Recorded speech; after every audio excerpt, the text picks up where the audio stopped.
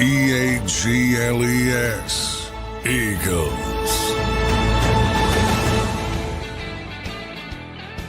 And good morning to everybody, and welcome in to Birds 365, a Wednesday edition of the show here. I'm your host, Zander Krause. That's my co-host, Johnny Mac, John McMullen, rolling right through the offseason, everybody. Now, draft's now a couple weeks in the rearview mirror, and we now prepare for OTAs upcoming and seeing if Howie Roseman has any moves left in the sleeve to make. Obviously, that June 1st deadline is a big one as well. J Mac, how you doing on this Wednesday morning, my friend? Yeah, we're getting closer. I just, for some real reason, I get bogged down in the day-to-day, and it's May 6th already. So, it's cooking, John. Yeah, we're getting closer to June 1st. So, hopefully that'll take one subject off the table or relatively quickly after that. But until that happens, I imagine we're still going to talk about it. Yeah, we're going to have to talk about it a little bit, but I think more importantly to talk about at this point is, the plan of what they're doing after that trade potentially goes down with A.J. Brown in June. So, I was looking at it, John, and I was just talking to you a little pre-show about this, but you look at kind of what the Eagles' philosophy, or at least what it appears to be, to prepare for life after A.J. Brown. They've obviously made two big draft selections, one being Mekhi Lemon in round 1. Eli Stowers comes in round 2. They've traded for Dontavian Wicks. They've signed Elijah Moore. They've signed Hollywood Brown. Quite a bit of guys here. It's clear that they're doing a committee approach to replace a player as good as A.J. Brown, which I think is the right thing to do. But I do question, John, how the Eagles will use some of these players, all right? And the reason I do that is I was reading an article that was written when I was actually out of town last week by none other than Jeff Kerr, who we had on the show on Monday, who writes with you over at SI.com. He's been joining the show for a long time. And he wrote about the amount of volume that Jalen Hurts throws the ball over the middle of the field. And it was 99 throws in the last 4 years, which is less than Tom Brady, believe it or not, who retired in 2023. So not a very big volume. Now the numbers are good. The rating is good. The completion percentage is good. I think it was 10 touchdowns to 3 picks. So all of that is good, but the volume is so low. And then when you draft a player like Mekhi Lemon, John, who 80% of his college production came in between the numbers. You draft a guy like Eli Stowers, who's really a glorified pass-catching tight end, almost like a receiver, if you will, and he probably made a lot of his hay over the middle of the field. So my question is, every sign points to them playing a brand of football that really this team has never played before, and really the quarterback has never played before, or at least at a consistent high-volume level. And I just wonder, John, how that looks when the year comes, my friend. That's what's top of mind for me right now on a Wednesday morning. Yeah, this is going to be the story about, if they're going to go this route by hook or by crook, no matter what, we're going to just pound the square peg no matter what, and just keep pounding and pounding, or if they're going to adjust. And my assumption is that's what good coaches do. So they'll kind of feel out the process and lean, ultimately make a decision, whether that's week 4, 5, 6, and lean on what they do best. That's generally what happens with good teams. That's generally what has happened with the Eagles in the past. That's why I expect to happen. It happen again. But there's no doubt. There's no doubt what the plan is, and the plan is to evolve to incorporate more of that. Under center, play action. When you talk about the passing game, wide zone stretch. When you talk about the rushing game. And over the middle and getting the football there is a big part of that offense typically. And the Eagles haven't done it. So it'll be a change. There's so many ways, we talked about this with Jeff when we were gone last week. He was kind of a hero when he put that out. Eagles fans were like, see, he could do it, because the headline was about the passer rating. And many of those people didn't read the article. And the people that did read the article, they were a little, what do you do? What are you pointing that out to poor Jeff?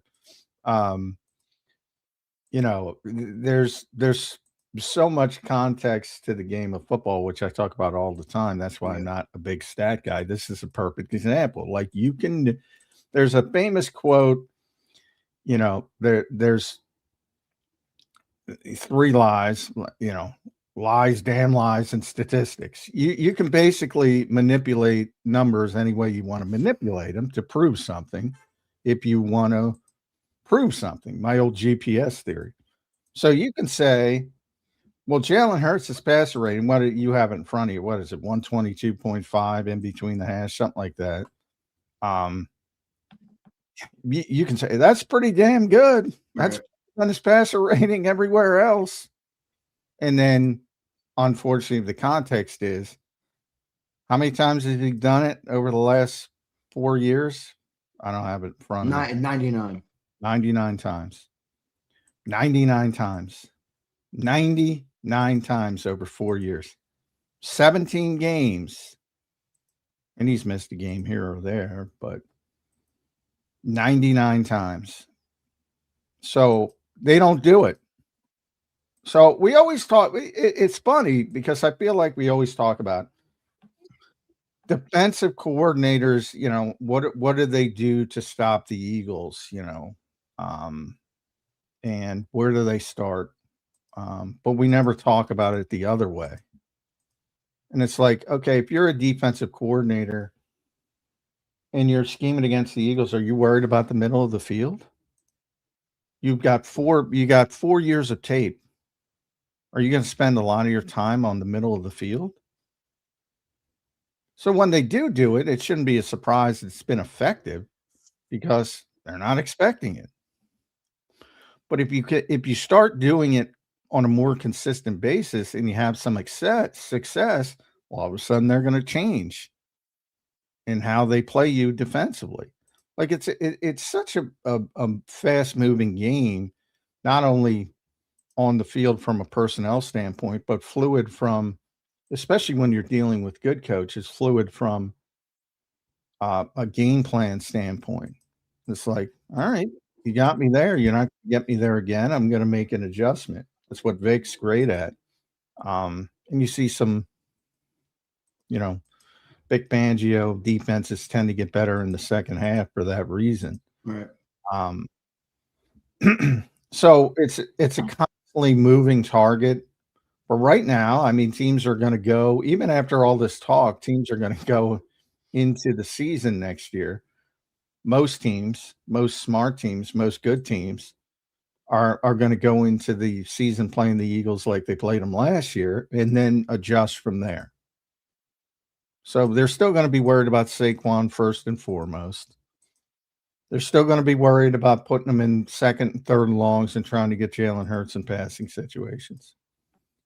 And they're not going to worry about the middle of the field too much. Now, if that starts to change, they will start to change. So, it is going to be interesting. And then the second part of it from Mekhi Lemon's standpoint. Like, I think it's unfair. I think way too many people go, well, he did this in college, so he's going to do this in the pros. Like, and the best example of that is Justin Jefferson. And I don't want to compare him to Justin Jefferson. But the narrative of that guy, because he was on a team with Jamar Chase and Terrace Marshall. And he was the one who could work in the slot because he's a great route runner. Those guys, well, Chase is Chase, but Marshall's 6'3" or whatever, 215, big dude. He's not going to be a slot receiver. Right. These three well, who's going to play in the slot? Well, it's going to be Jefferson. And he excelled at it, and he was phenomenal at it. And then you go into next year's draft, and, he was a first-round pick, and we all know the Eagles took Rager and blah, blah, blah. But, but the knock and why he went 21st instead of 10th or wherever, I think he went 21st instead of top 10 is, well, he only plays in the slot. Well, he only played in the slot because that's what he was asked to do. Right. So the whole project, the same thing. Now, I don't know. They had Jacoby Lane, Southern California, who's a big dude. I forget who their other wide receiver was. Like, maybe the same thing happened with Mekhi Lemon. Like, he's the route runner. Right. He's the separator. That doesn't mean he can't play outside. So the assumption is, well, this guy's a slot receiver. I think it's unfair to Mekhi Lemon. And way too many people say, well, he did this in college. And I understand why, but it's about projecting at the next level.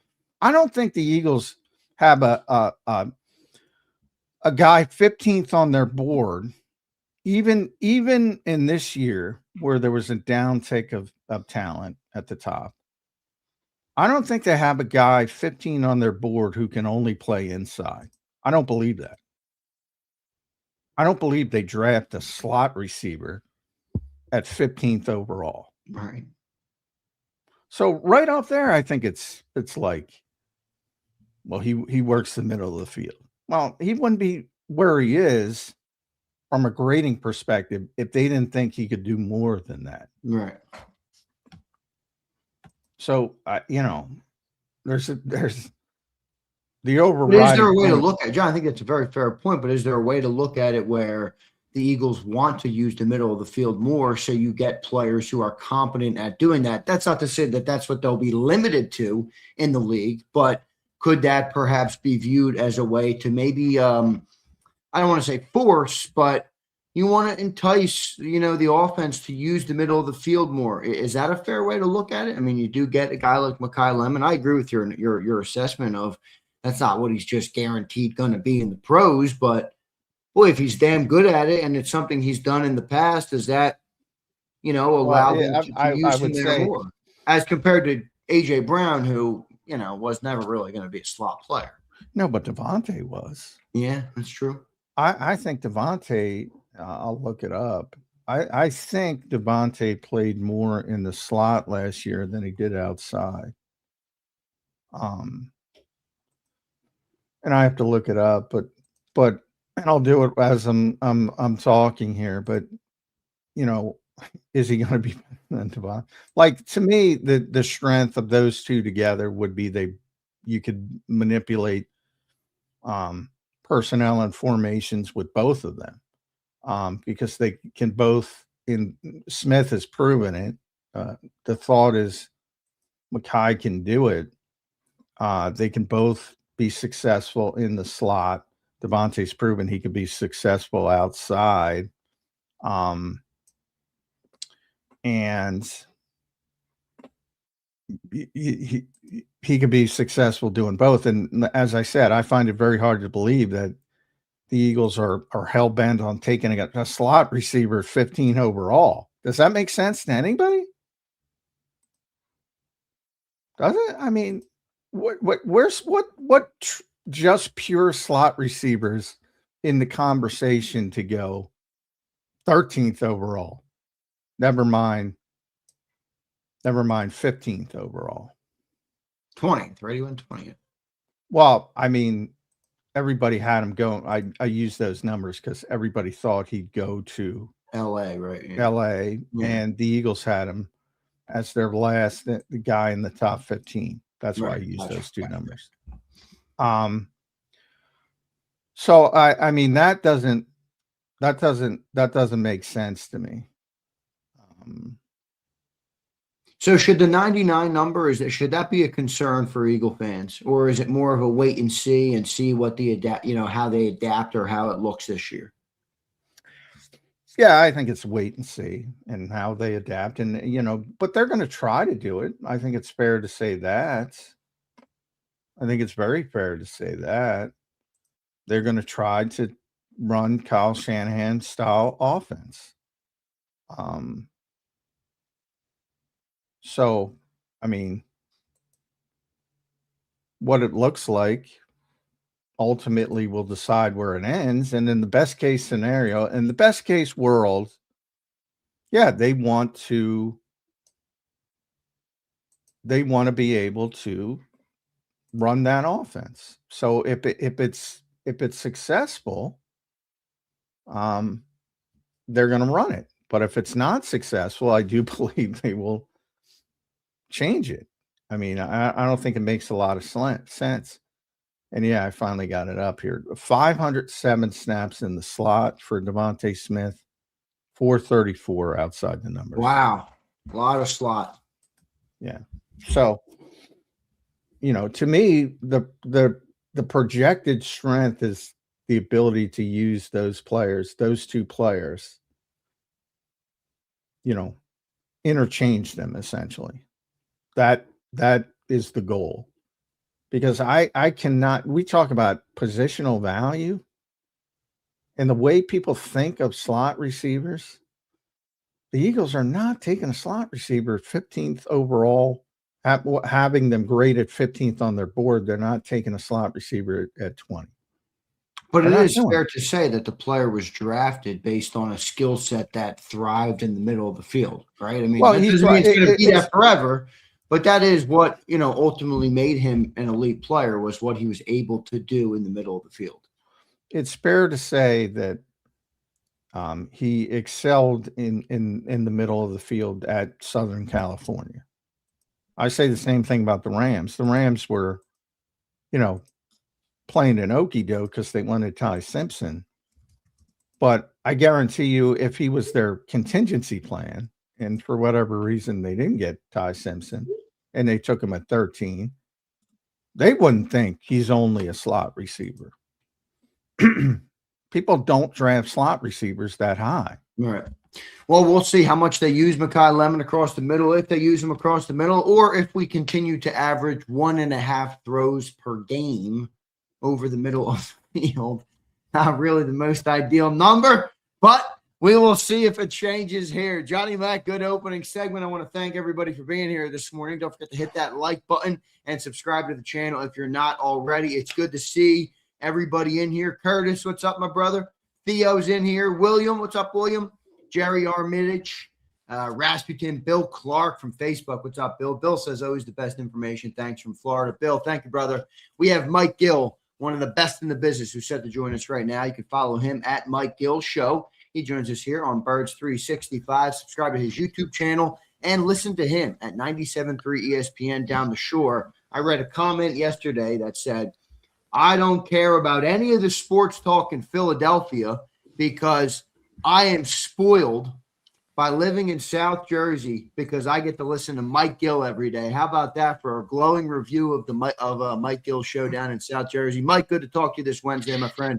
How you doing? Wow, I'm doing all right, boys. That's very kind of that person.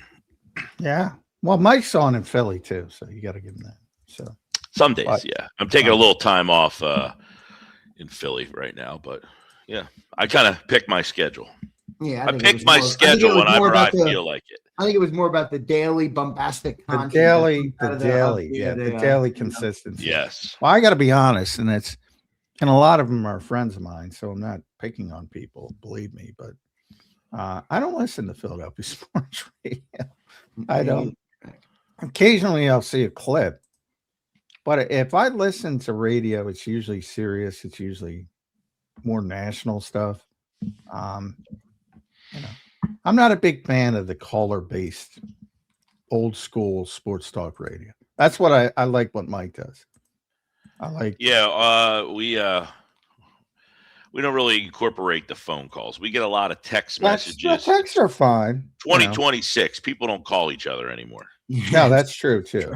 Yeah, Mike, I gotta ask you though, man. It's early May. Did you expect on your show to be talking about not one but two teams in Philadelphia in the second round of the playoffs and the Flyers and the Sixers? No, not at all. And it's funny because the other day, the LPGA is in town down here, and the media day was Monday. And I usually play in the media day, and I play because I looked at the date. I said, well, there's nothing going on that day. Well, sure enough, the Flyers and the Sixers both played Monday night. And here I am rushing around to try to get back and, play the golf and get back to the studio, because normally I would just take the day off and say, there's nothing going on. It's just a random Phillies game. But I had to play the golf, finish up, get back, and do the show because everybody's and it's crazy. Not only, the Flyers look like they were completely out, and then they not only get into the playoffs, they're up 3-0. The Sixers, nobody cared about, and they're down 3-1. And then it flipped for a day where, like, the Sixers beat the Celtics for the first time, and in the same night, the Flyers lose to Carolina. So you almost felt like this new love affair with the Sixers, and the Flyers were kind of like, well, they can't win. It was just it's been a bizarre, like, 72-hour a ride of emotions for people. Yeah, and then the Sixers, I argue, did they play on Monday night? Because I don't know if they did. Barely played Monday night, but in fact, I think they played too much. If I was Nick Nurse, I wouldn't have even put them back out there at halftime. Yeah, it was a beatdown. And, you know, to me, and the Sixers got blown out a couple times by Boston. When they get blown out, and I haven't paid as close of attention as you, I'm sure, but I want to. They got blown out in game 1 and game 4. They lost by both games. They lost by 32. Yeah, I want to throw my theory. When they get blown out, I find it very annoying that when Maxey defers at the beginning of the game, especially when you're talking about the next game, you know, Jalen Brunson is going off. And that's a hell of a player, by the way, Jalen Brunson. If it's possible to be underrated in New York, I think he's figured it out. So I don't want to downplay his ability, because he is a phenomenal old school type scorer. Mid range, you don't hear about mid range. Everybody takes threes coming off. But he's just brilliant. So all the credit in the world to him. But he's going nuts, and Maxey's not even shooting the basketball. And he's trying to get other people involved, which is great if it's working, but it's not working. And it's like by the time he's trying to get involved in the offense, the game's over. Literally. Well, early in the game, you know, Embiid is drawing all these like random fouls. So Maxey's just kind of standing around watching them, because Embiid is whatever you want to call it. He's flopping. He's getting all these fouls where he's just kind of like putting his hands up in the air. And so it makes Maxey kind of have to stand and watch him. But we all know Brunson, Maxey, it's hard to win a championship with a 6'2" guard who's a score first guy. We kind of live that here for people of my age bracket. So that's where the Knicks, you know, have an interesting conundrum, is where, you know, Brunson being their main guy, Maxey, to some extent. Now, the Sixers have Embiid. They have Karl Anthony Towns. So I don't know. You know, the Sixers lost by 40 in the 1982 first game against Boston. And that's the last time they beat the Celtics in a playoff series. So was it 82, 83? So losing by 40 points in the first game is not a bad omen for the Sixers in this one. Yeah, well, a loss is a loss. If it's 1, if it's 40, you know, you're still down 0-1. So if you, but I see this consistently when they do get beat, and they get beat handily. And it's sure you mentioned, you're right. It's difficult to win with a smaller guard as your lead guy. But I think, you know, and I don't expect the Sixers to win a championship, even if they upset the Knicks. I mean, I don't think ultimately, even if they win the East, I don't think they're going to be able to beat OKC, which is probably the best team in basketball. Or San Antonio. But I am trying to win. Or Minnesota, for that matter. I'm trying to win with the people I have. And I think the Knicks are the example of what the Sixers should be. I mean, that's the lead guy is Brunson. The lead guy here should be Maxey. The supporting player should now be Joel Embiid. I think that's difficult for a lot of people to accept for obvious reasons, different reasons. Look, nobody's denying the guy's talent, his skill. It's one of the most, arguably, could be the most skilled big man in the history of basketball. But the injury history is the injury history you can't count on. He can't be the lead piece. Can't be the lead piece, Michael. Well, one of their issues is obviously they don't really ever play together. You know, they just are never on the court together at the same time, so they never get any continuity. They never get a feel of what the other guy is going to do. I know you guys are talking about the Eagles and that offense, and you know, it's something that they just don't have that timing down. They don't have that. They're not going with this new offense, have that rhythm, that feel. And the Sixers just don't have that because they never play regular season. I know the regular season is a waste for many people, But how many teams have just had a guy hurt the whole season and just rolled into the playoffs? Heck, they talk about the NBA all the time, the trade deadline.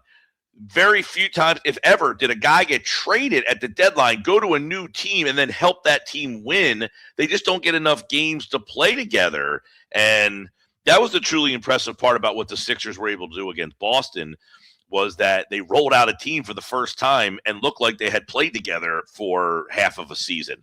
And now the Knicks are a team that is much more gelled. They've played together for 2 seasons with this group of guys, with Brunson and Bridges and Anunoby and Cat. So they've had a full 2 regular seasons under their belt, where the Sixers have played merely what? How many games have Maxey, George, and Embiid, those 3 particular guys, throw in Edgecombe, have played maybe 15 games together? I agree with the chemistry standpoint. Yeah, they haven't played together, and Paul George has been tremendous at times for spurts. People forget how good of a basketball player he is, I think, but I agree that would help if they had that chemistry built up over the regular season. But ultimately, I think if you don't have the right approach, it's still not going to matter. And that's my concern. Yeah. What did Nick Nurse said something after the one game, game 4, they lost by 32.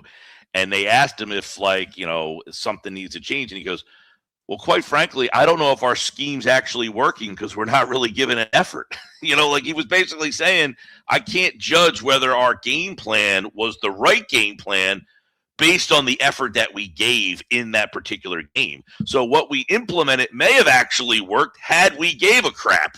And I'm wondering if he felt, look, the NBA scheduled that game, and it was almost as if it was a scheduled loss. I mean, you play game 7 on Saturday night against, the Celtics after coming back from 3-1. You give them a day off and say, hey, guess what? Roll right into the second round. It wasn't a conducive. I'll tell you what, I don't mind you saying that, Mike. I don't mind fans saying that.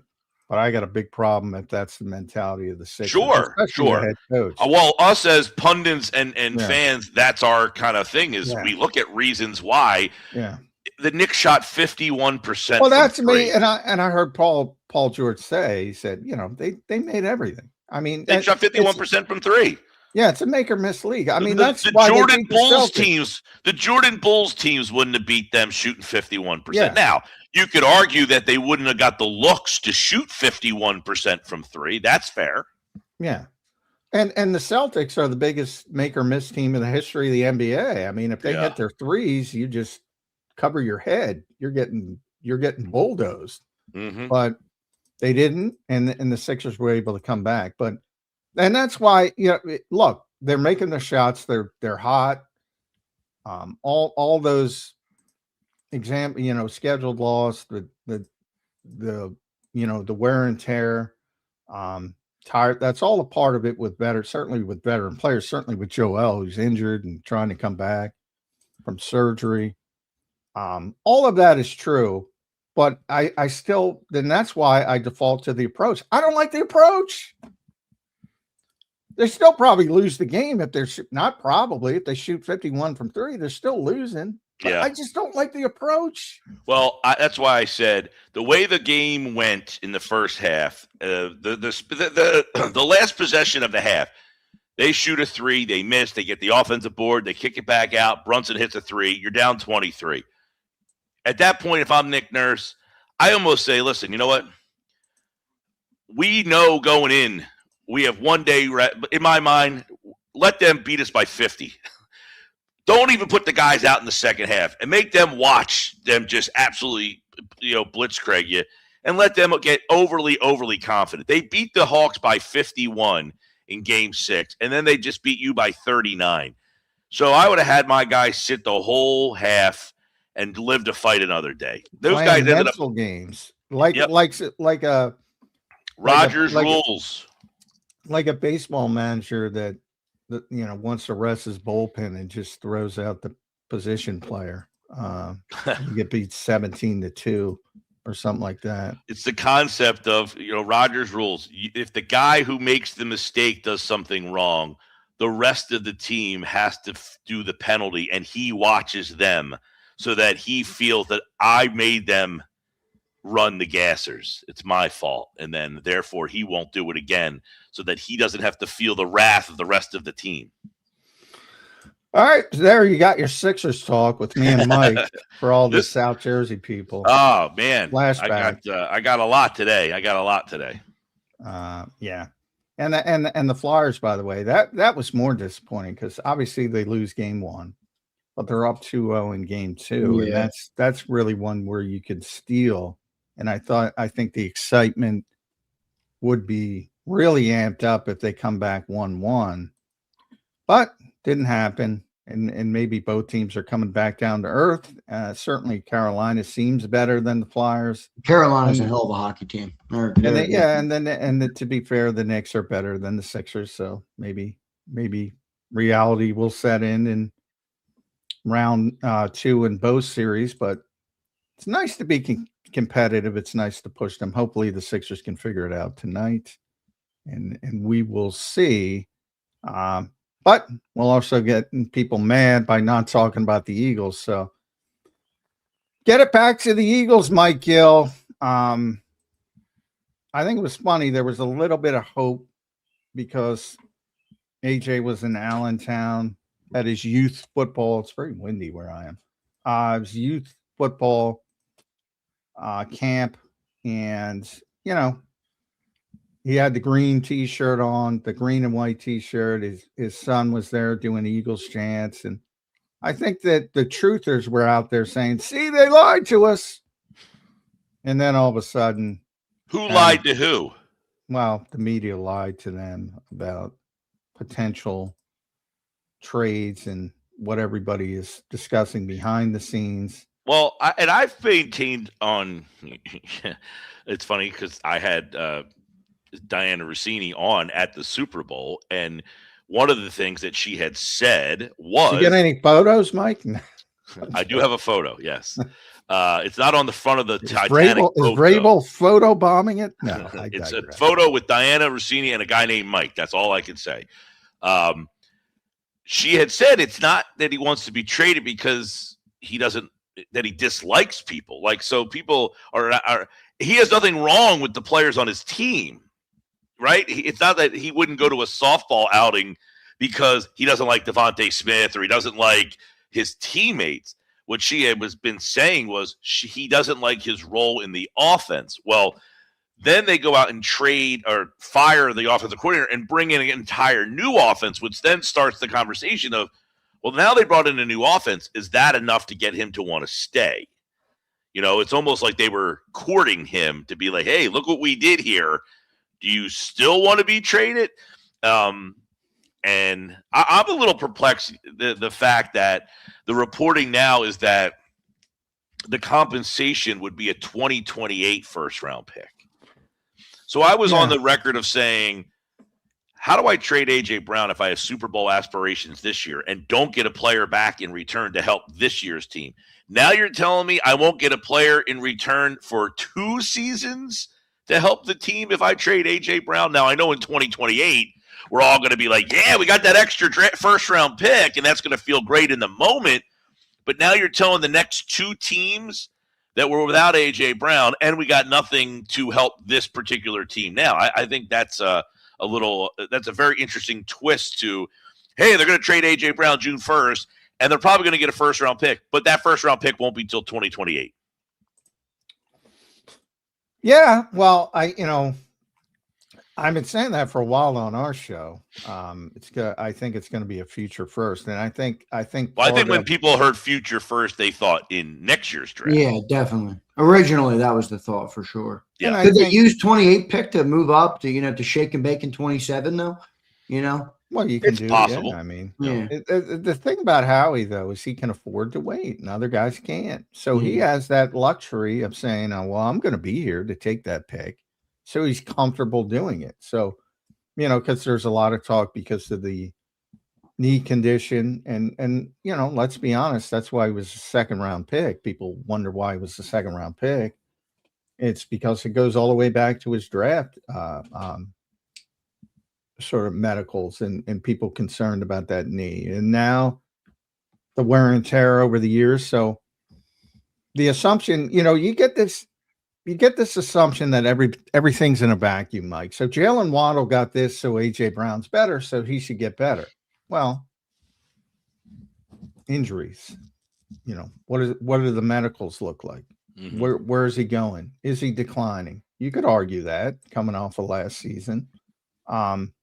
It's not an apples to apples comparison. And I think people were disappointed by that. But from Howie's perspective, it's like, he's not other GMs. A lot of other GMs don't talk about future stuff because they don't know if they're going to be around to use those picks. Yeah, and that's where one thing I've always kind of said, Howie has the advantage that he can afford to make any move he really wants to, because the result of the trade doesn't really affect his job. Whereas others have to really, really, really overanalyze and go back and forth on it, because that's the move that could get them fired.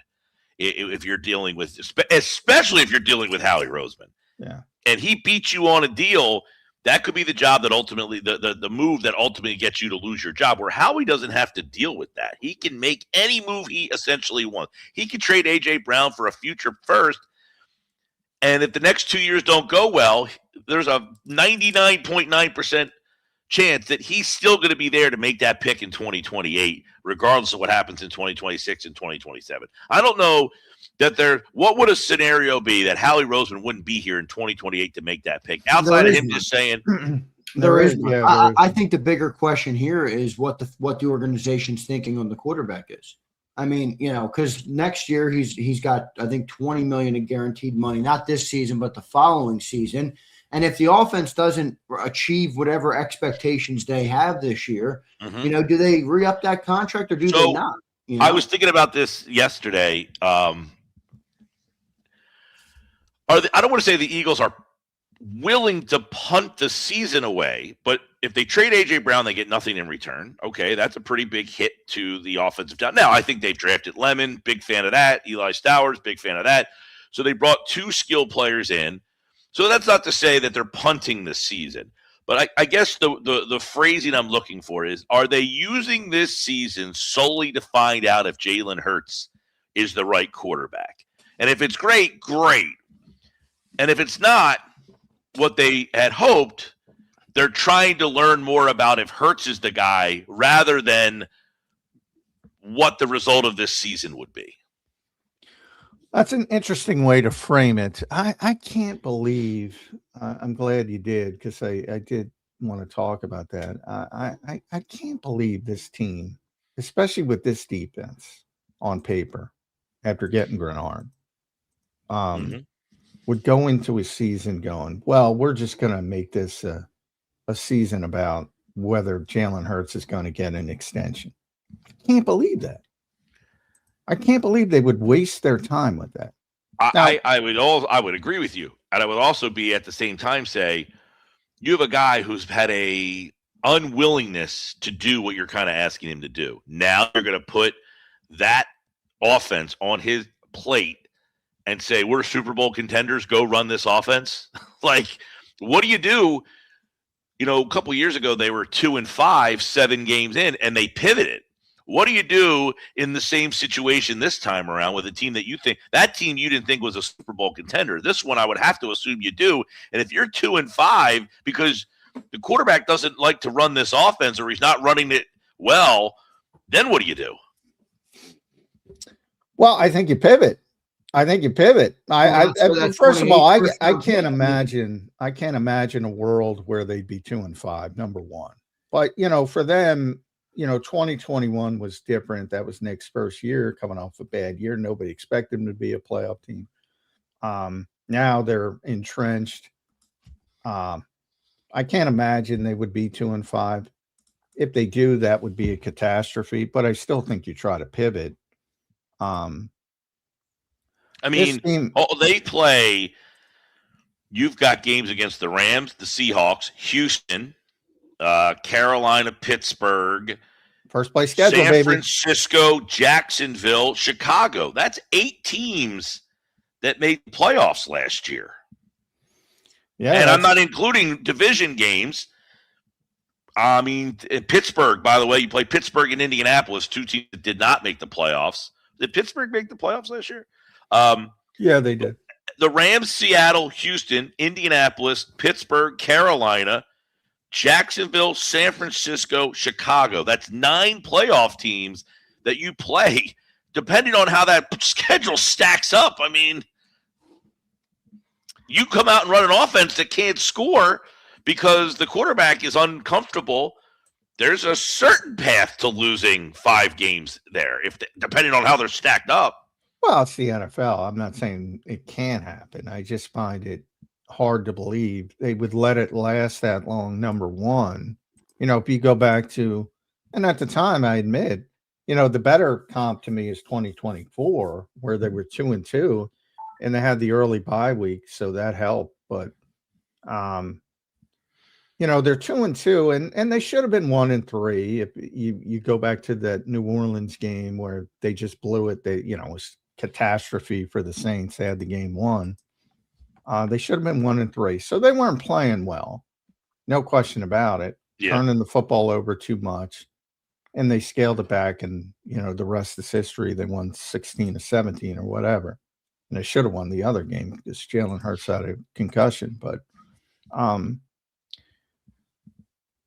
think it would be more like that, and they would make the immediate, all right, this is not working. Let's scale it back. Let's build around what we do well. The thing was that year, John, they pivoted to running the football. They had this great offensive line, and they just did that. I don't know that the offensive line is nearly at the same level that you could just pivot and say, hey, Saquon, take over.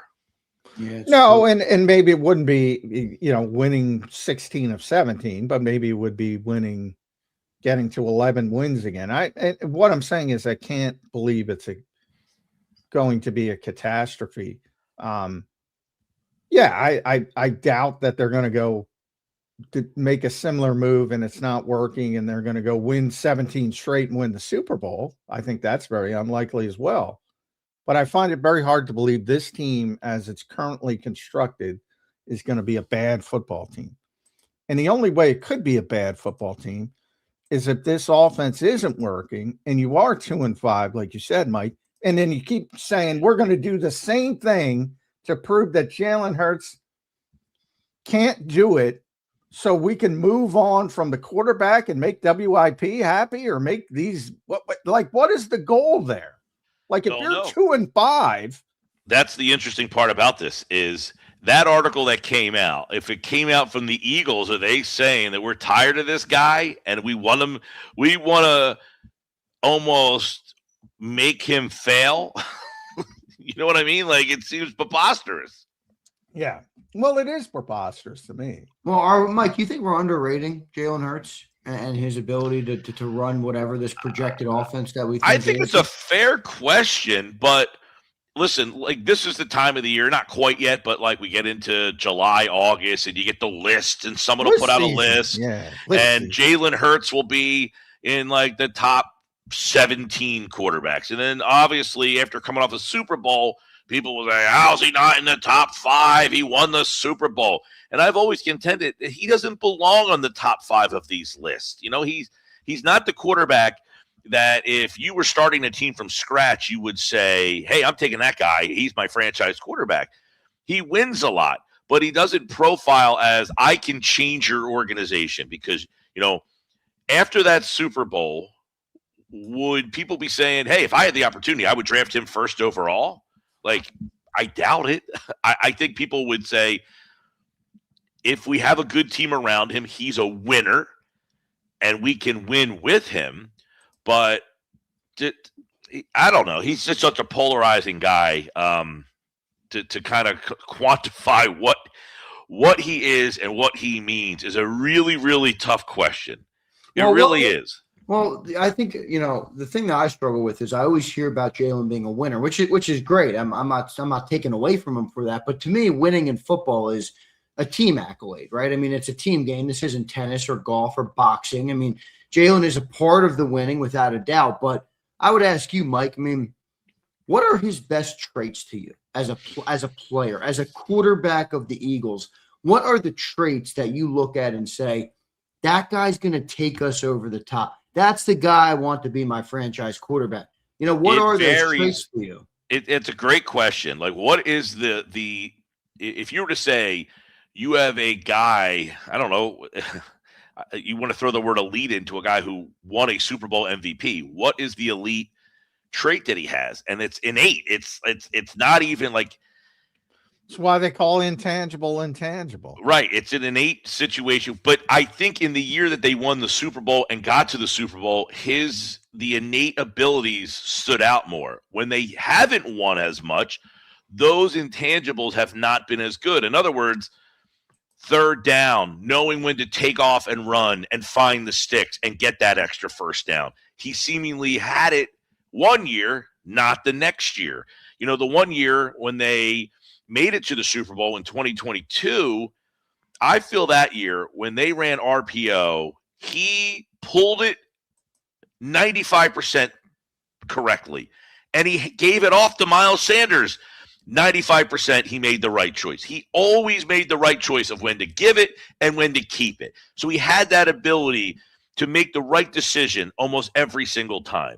Now, his decision making, he doesn't turn the ball over all that much. Is that an innate quality that we don't give him enough credit for? Or on the other side, they would say, well, he's too safe. He doesn't want to make mistakes. So is he safe or is he a really good decision maker? I don't know. Does he have the ability to just pinpoint accuracy? Yes and no. I mean, he can throw the deep ball, but that's a 50-50 proposition a lot of times. Sometimes he throws it up, which is a good job by him, but he needs the guy, A.J. Brown, to go up there and beat his guy one-on-one. It goes back to the team aspect. So he has a strong understanding of needing his teammate to help him out.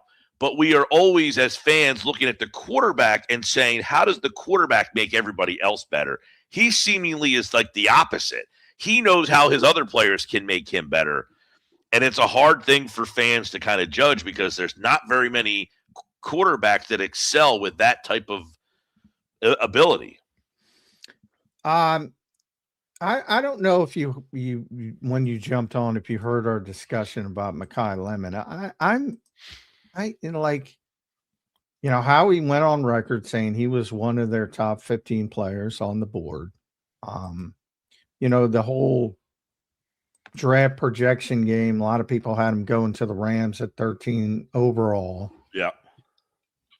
And he played the majority of his time at Southern California in the slot. And I just go back to Justin Jefferson. I'm like, who is taking a guy at 13th or 15th or even 20th overall that's just a slot receiver? Why do people just focus on their college jobs and assume that that's what they're going to do in the professional ranks? I mean, nobody's taking a slot receiver. In today's NFL, does it matter? I mean, can't you have a guy who excels in the slot and say, holy crap, that guy's really good? I mean, we've seen guys like Edelman and Welker, and there's those are the two that really started the whole thing, and it stood out as, man, these guys in the slot are killing teams because nobody can really – now teams have gone out and beefed up nickel coverage, which was something – we didn't have a third corner that was a quote-unquote inside nickel corner. But if you have an advantage in the slot, why can't that be something in today's football that you utilize? That's not their tendency, Mike. They don't do that. I mean, we just gave the stat. Jeff Kerr wrote the article, 99 throws over the middle in the last 4 years. Well, they haven't done it in the past, but isn't everything pointing to this offense saying that be damned? Started the show with today. Yep. Well, but my only point is, goes back to the question I just asked, is whether the Eagles are challenging Hurts. Is this season about them challenging Hurts on whether or not you can run this offense or not? Boy, I hope not. Yeah, I don't think so, but not. Maybe. I hope not. What are they not going to call the plays because you know what I'm saying? You brought in this guy. You've invested in Mannion. You got rid of Stoutland, right? You essentially throw him out. As I explain it, they're trying. They want to evolve and they want to play that style of offense. My only point is, I don't think they're going to do it if it's not working. I think they're going to try to do it. Mm-hmm. But then if it's not working, then that goes back to though, John. They did make a big commitment here for it to not work and scale back after 6 weeks. Right, because you essentially told Stoutland your voice is no longer going to have any volume here, so that he's not even here to say, hey, you know what, Jeff, we tried to go with Sean. Jalen's not executing. Let's go back to your style. Let's put in the run game and let's get at it again. They got rid of that voice too. So if this thing doesn't work, who do they pivot to? Nick Sirianni back to that thing? Well, I think they pivot. I think they pivot to, again, more the Kellen Moore approach. Like, look, the Kellen Moore is we have the evidence in front of us. But Kellen's off that. But Kellen Moore, when it was littered with guys that were around Nick and from his kind of philosophy. No, yeah, from a coaching standpoint, yeah, they gave him Doug Nussmeier, Cal Valero, and that was it. So Sean Mannion's gotten more from a coaching perspective, but not a ton more. I mean, they still kept. But Aaron Moorhead, Jamal Singleton, they would have. They also, John, they also gave tons of signals here. They went out and got Dontavian Wicks. They drafted a slot guy. They got another tight end. I don't think that was the original point. I don't think they drafted a slot guy. Can anybody point to me a slot receiver that goes that high in the NFL draft? No, I mean you get guys like. The guys that I mentioned weren't even drafted, I don't think. Edelman and Welker, those guys are like 7th rounders. Well, that's my only point. We all know, one of the problems with this draft Cooper Kupp like a 3rd rounder. Yeah, one of the problems, and Cooper ended up, and Puka Nacua was a 5th rounder, I believe. Yeah. The whole point is, and again, the business of football often doesn't align with the actual game on the field, because we always talk about Jeremiah Love. Well, you can't take Jeremiah Love at 3. You can't take a safety. You can't take a tight end. You can't. There's values to these positions that often don't align to what happens on the field. Like if you take Caleb Downs, the problem with this draft is the best players: Jeremiah Love, Caleb Downs, Sonny Styles, were at positions that are not valued as much typically by the NFL. Running back, safety, inside linebacker. But they were the best players, so it was kind of a weird year from that standpoint. At receiver, generally, they're not taking slot guys in the 1st round. And the best example of that is Justin Jefferson. What did he do at LSU? Mm-hmm. What did everybody say leading up to that draft? It's a slot guy. One thing that's why they missed. Yeah, well, one thing about Lemon, that not only did he line up primarily in the slot, I mean 65% of the time, correct? He was lined up in the slot. He also, Justin Jefferson, while not 6'3", he is over 6 foot. Lemon is a shorter guy. He does body-wise. Don't get me wrong. Don't get me wrong. I think he's going to do most of his work in the slot. Mm-hmm. But I think the Eagles wouldn't have graded him so highly if they didn't think he could project to play. So Roseman was on the Rich Eisen show last week, and he had said, and I thought this was interesting, they asked him what stood out about him that they liked him so much to trade to 20 to get him. And he said he's a great separator. Yeah. And I thought that was an interesting way to describe Lemon, considering everyone's talking about he's not a fast guy. He doesn't have this he's 4.5. He doesn't have the great speed, but him being a great separator. And I said, poor John Ross keeps getting thrown into everything because he basically could run, but couldn't do anything else. But Lemon is such a precise, and our buddy Andrew DeCecco over at Inside the Birds wrote an article about Lemon at I guess what they have, rookie mini camps last week. Mm-hmm. Is that what they had?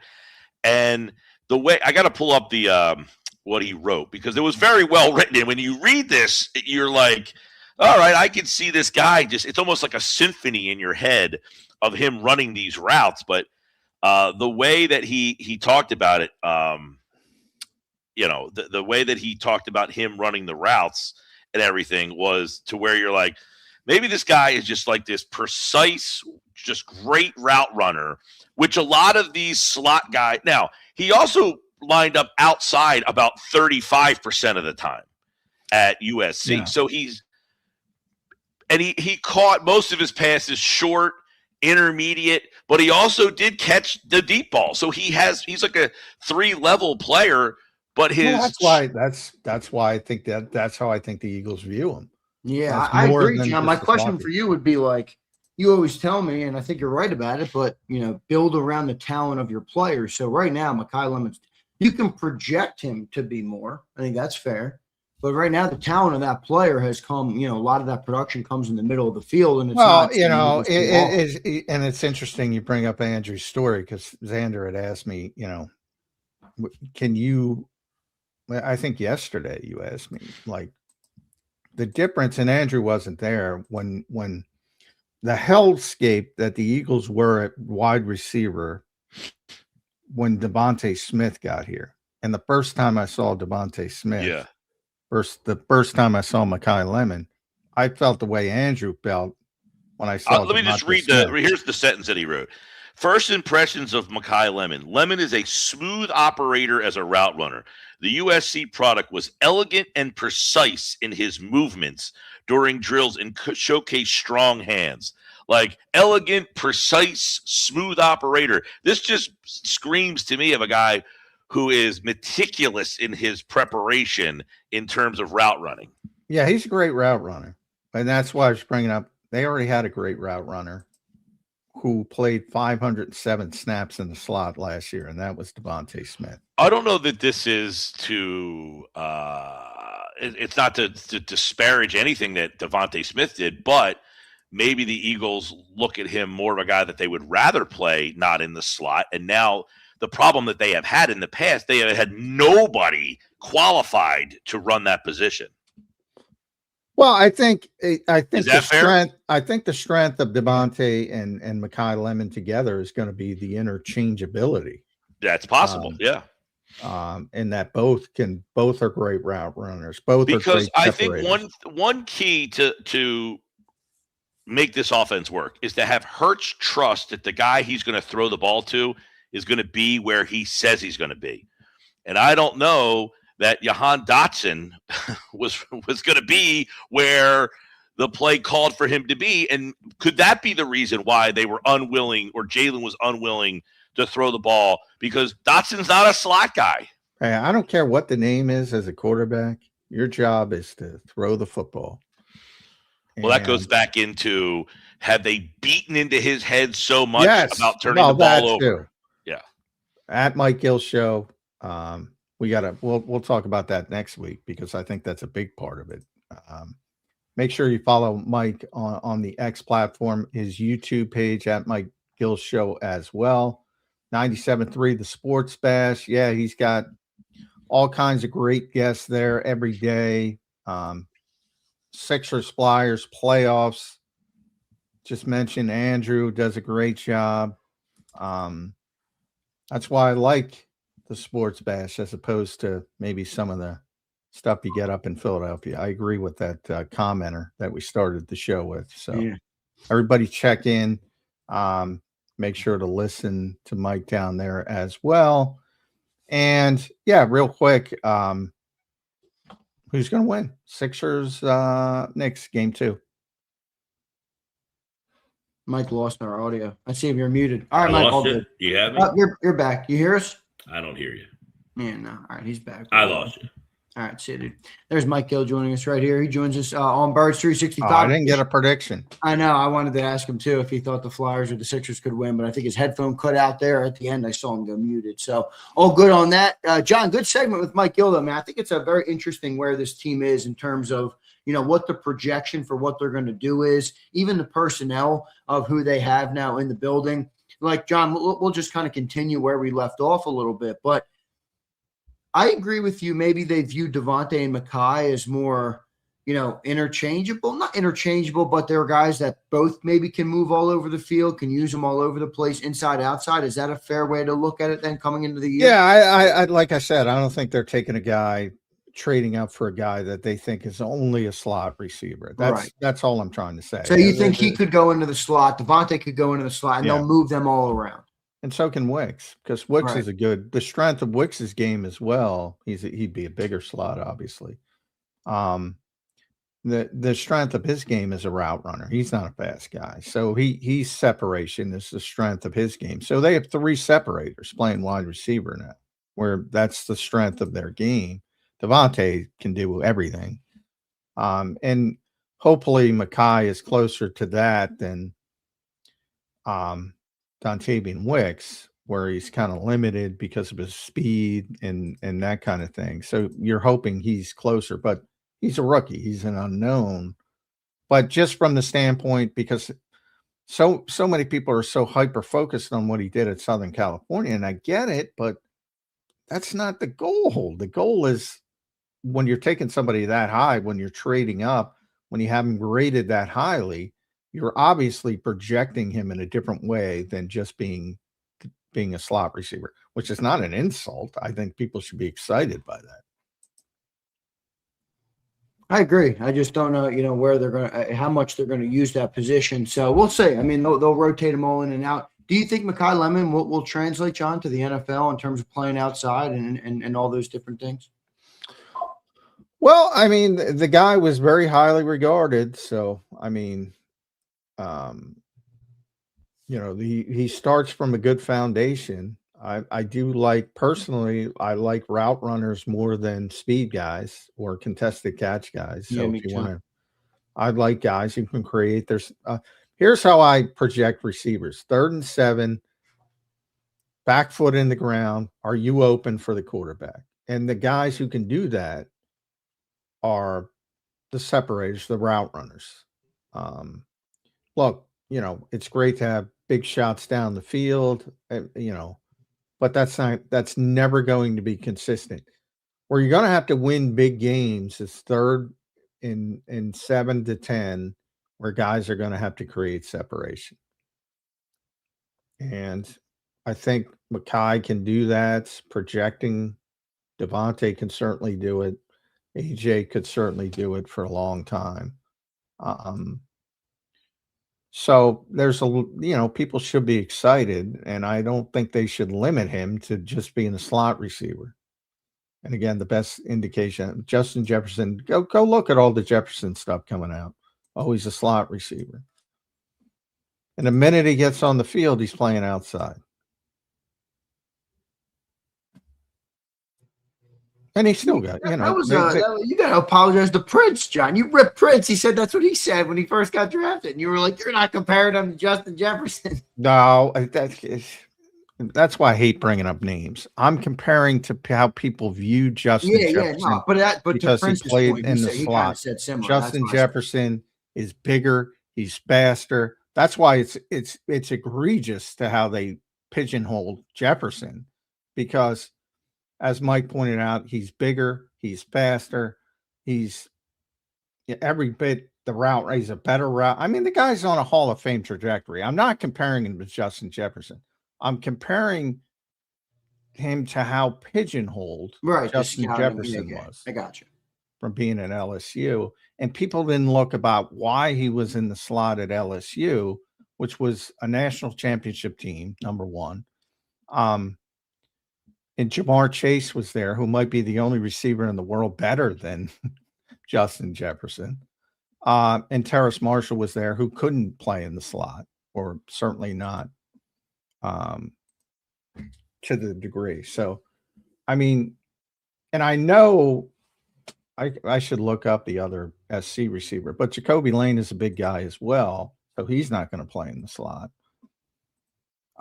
So my only point is, don't fucking look at college and assume that's how they're going to be used in the pros. That's why people were saying, go to the defensive side of the ball. Well, Micah Parsons played off ball at Penn State. All right, Penn State's a bunch of idiots, Jeff, if you're listening. He's a pass rusher, by the way. I said that. No, I think that point was good. I was just saying, because Prince said the same thing. He said, I'm not comparing him to Jefferson, but they said Jefferson was a slot too. That's all. But no, you're right. John, by the way, the receiver at USC is Tanuk Hines. All right, he's 6 foot, 195. He was a freshman last year. He had 34 catches for 561. Well, my Average guess is 55. freshman didn't run great routes. So my guess is Lemon was the obvious choice to play inside so much. And maybe he ends up being just a slot. Maybe he does, but I think the Eagles misevaluated the player because they're not taking a slot guy at 20, just a slot guy. They're not doing it.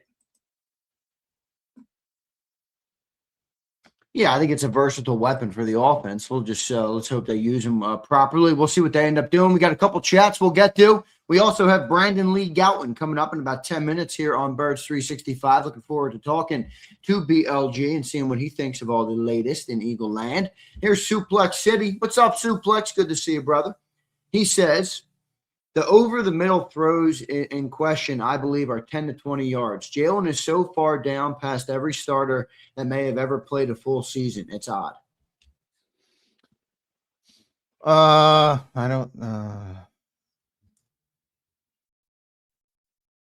Yeah, I don't. Do you understand what he's trying to say there? I mean, he doesn't throw the ball over the middle of the field. Throws in question, I believe, are 10 to 20 yards. So he's talking about more short to intermediate throws, I guess. Well, he doesn't do it, so it's hard to. I think that's what he might be saying, because I think a lot of the 99 over the middle were deep. And by the way, part of it is it's been coached out of him, as Mike pointed out. We didn't have time to get into it. It's definitely been coached out of him, and now they're trying to coach it back into him. So stupid, this whole plan. I've said this from the start. They started from a faulty premise. It's just a bad plan. And what the faulty premise was what? Changing the offense to a Kyle Shanahan style offense. Yeah, right. It's a faulty fucking premise. I'm sorry, Eagles. I agree with most of the stuff the Eagles do. I think they're a very smart organization. I understand. I may disagree with it, but I understand their thought process. I don't even understand their thought process here. I don't. I think it's stupid. I'm on record from day one. I think it's ridiculous. Again, if you want to simplify it and boil it down, nobody's asking Brock Purdy to play like Jalen Hurts. Why would you ask Jalen Hurts to play like Brock Purdy? Stupid. Well, then the $1 million question is, where is it coming from, John? Is it Nick? Is it Jeffrey Lurie? Who is it? Well, I said yesterday. I think quarterback though that has killed teams with his legs. He's got this unique skill set where he's a tremendous playmaker. He's risen up in some of the biggest games in his career, and now you're trying to kind of take that and botch it. And it almost, John, you've said this to your credit since the start of the offseason. We would have thought the Eagles won five football games last year. Yeah. Well, I think yesterday my premise is that Nick is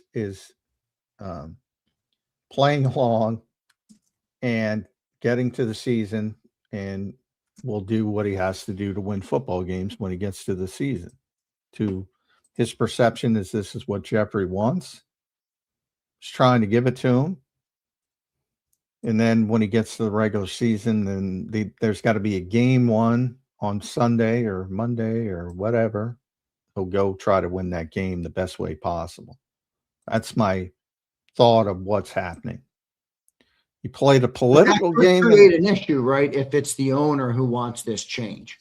Yeah, of course. But if the owner sees the negative impacts, hopefully he comes to the conclusion that, maybe this shouldn't be. There's no harm in trying, every coach should have a philosophy, and there's no harm on trying to get to that philosophy and trying to get players to get to that philosophy and scheme.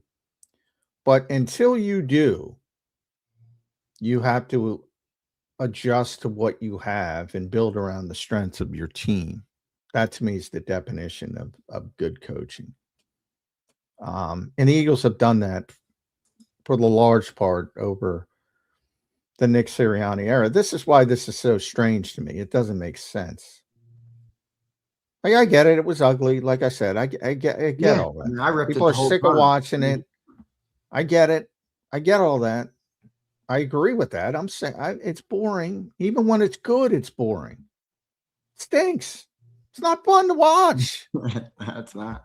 But what do you want? What do you want? Pretty, or you want to win? I don't know. I guess like you said. Who's the one? I think it was Mike Gill actually. He told you he is the one football fan who's like, I don't even care. I want it to be prettier. Even if that means not winning as much. And I respect people like that. If you want to be entertained, I get it.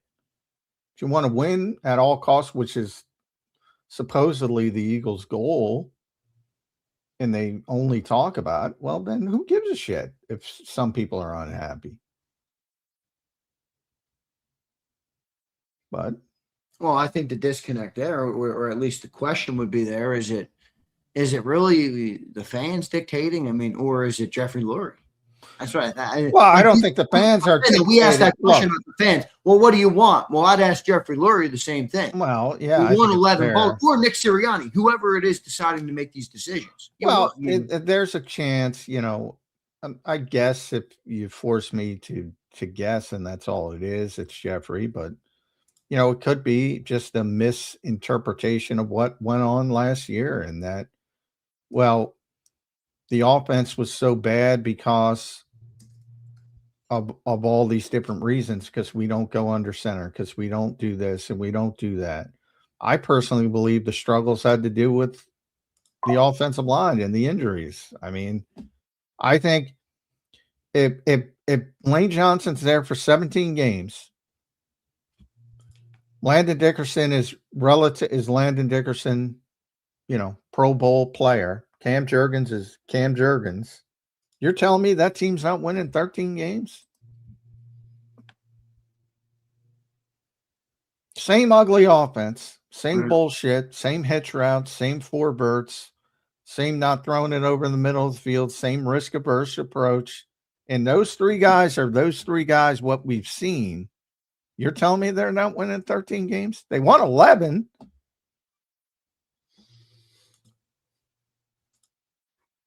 So I think this whole thing starts from a faulty premise of. Well, when you put it like that, it almost makes it so simple and so stupid. The only way to justify this thought process is either Nick Sirianni's dumb as shit, or Jeffrey Lurie wants what he wants, and he'd prefer that over winning ugly. Well, not necessarily. There are other, the thought might be, well, yeah, we know that's the reason, but Lane's never going to be Lane in the short life, and Landon's never going to be Landon, and Cam's never going to. They might think that. They have the health news. I don't. I said, what's the most important? I've joked about it, but, what's the most important addition, Grenard or Medellin stem cells? If you can make an argument, it's Medellin stem cells. You're damn right you can, J-Mac. Yes, you can. So, maybe they have they're not expecting them to get to that level, and they know that Fred Johnson and whomever they would play at guard, they don't even have a backup guard now that Brett Toth is gone. That might be the, when you talk about depth, the underrated depth part missing. Unless you're going to project a 6th-round pick as stepping in.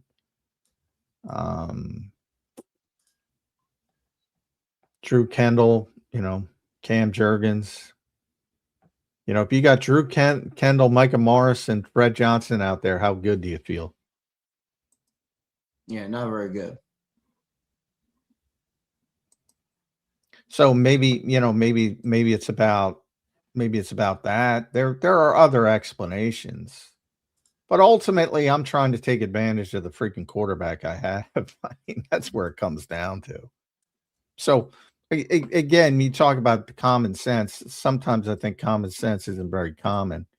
Like where in the history, talk to every great coach that has ever lived, where in the history is, I want to build around the things my quarterback is uncomfortable with. I mean, what the fuck?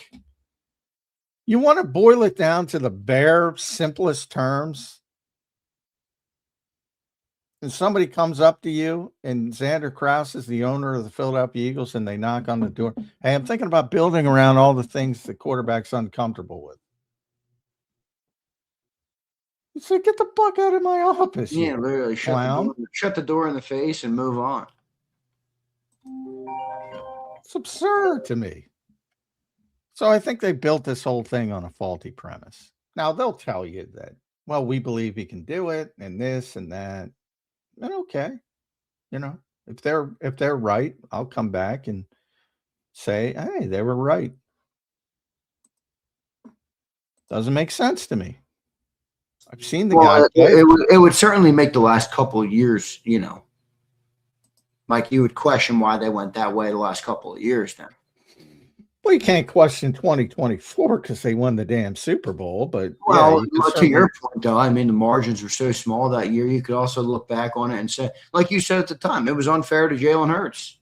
Yeah, I think 4 games they bailed on it. You know, I think so, but you know, I'll ask you what we asked Mike. Do you think we're being unfair to Jalen? Or underrating Jalen? No, I no. I think, you know, I think he's proven to be a exceptional quarterback when you build around his strengths. Again, sometimes it's ugly. It's not the most aesthetic brand of football, but it's successful. So, I mean, are we underrating his ability to turn into a different style of quarterback? I guess, but I don't know of another quarterback that I would say the same thing about. Like if you look at it, it makes more sense if you look at it from the other part of it. And you say, you know, I like the way the Eagles play. I'm going to turn Brock Purdy into Jalen Hurts, or I'm going to turn Matthew Stafford at 38 into what Jalen Hurts does. Like it's absurd. Like, why would anybody have that discussion? I guess one is the more traditional skill set for a quarterback, and it's more coveted. Yeah, I mean, it's still people have a dip. There are certain people don't, but there are certain people that still think quarterback play has to be the traditional way. A lot of people, I think that's fair to say. And I don't agree with that. And they've just had the greatest success, certainly in the modern era, with a different style of quarterback. And I continue to build around that. That's not to say you're not looking for, I think everybody stops there. It's not to say you're not looking for an improvement. That's not to say you shouldn't increase him under center, try to get him better at the things he's uncomfortable with. I think there's a vast difference from that and we're going to run Kyle Shanahan's offense. And ultimately, I think they're going to find that because I can't imagine them going overboard with it. It just doesn't make any sense to me. I agree. We'll talk to BLG about it, see what he thinks. Suo Blaze and Suplex. I'll get to your other 2 chats after BLG. Appreciate both of you guys for doing it. Appreciate everybody being here. Hit that like button. Let's go to BLG. Brandon Lee Goutman set to join us right here on Birds 365. You can read him at bleedinggreennation.com. Make an account over there. Check in with the Eagles community and follow Brandon at Brandon Goutman on X. BLG, good to talk to you, man. How you doing on this Wednesday morning? Doing good, guys. How's it going? Doing well, BLG. It's interesting in the offseason, you kind of get in these wormholes. You never know where you're going to end up. And I don't know how much you heard about our Jalen Hurts discussion, but I think the biggest story of the offseason and really going into the season is going to be this change in offense and how far does it go? And I mean, we've talked about it before, but I want to hear your thoughts as this continues to evolve. And certainly you get in players that look like they excel in the middle of the field from the college level. And we all know they're going to try to do it. Ultimately, my belief is that you're going to try to evolve the offense and you're going to try to make Jalen Hurts get better at the things he's been uncomfortable with. And that means more under center, and they have coaches that have experience with it now. And that means the the wide zone running game and the stretches runs, and have coaches with more experience. You have separators. You have guys that can run routes, and Devontae Smith, Mekhi Lemon, even Dontavian Wicks. That's the strength of his game. But I can't imagine they're just going to throw Jalen Hurts into the deep end of the pool and say, fuck everything you've done well. Go play Kyle Shanahan's offense.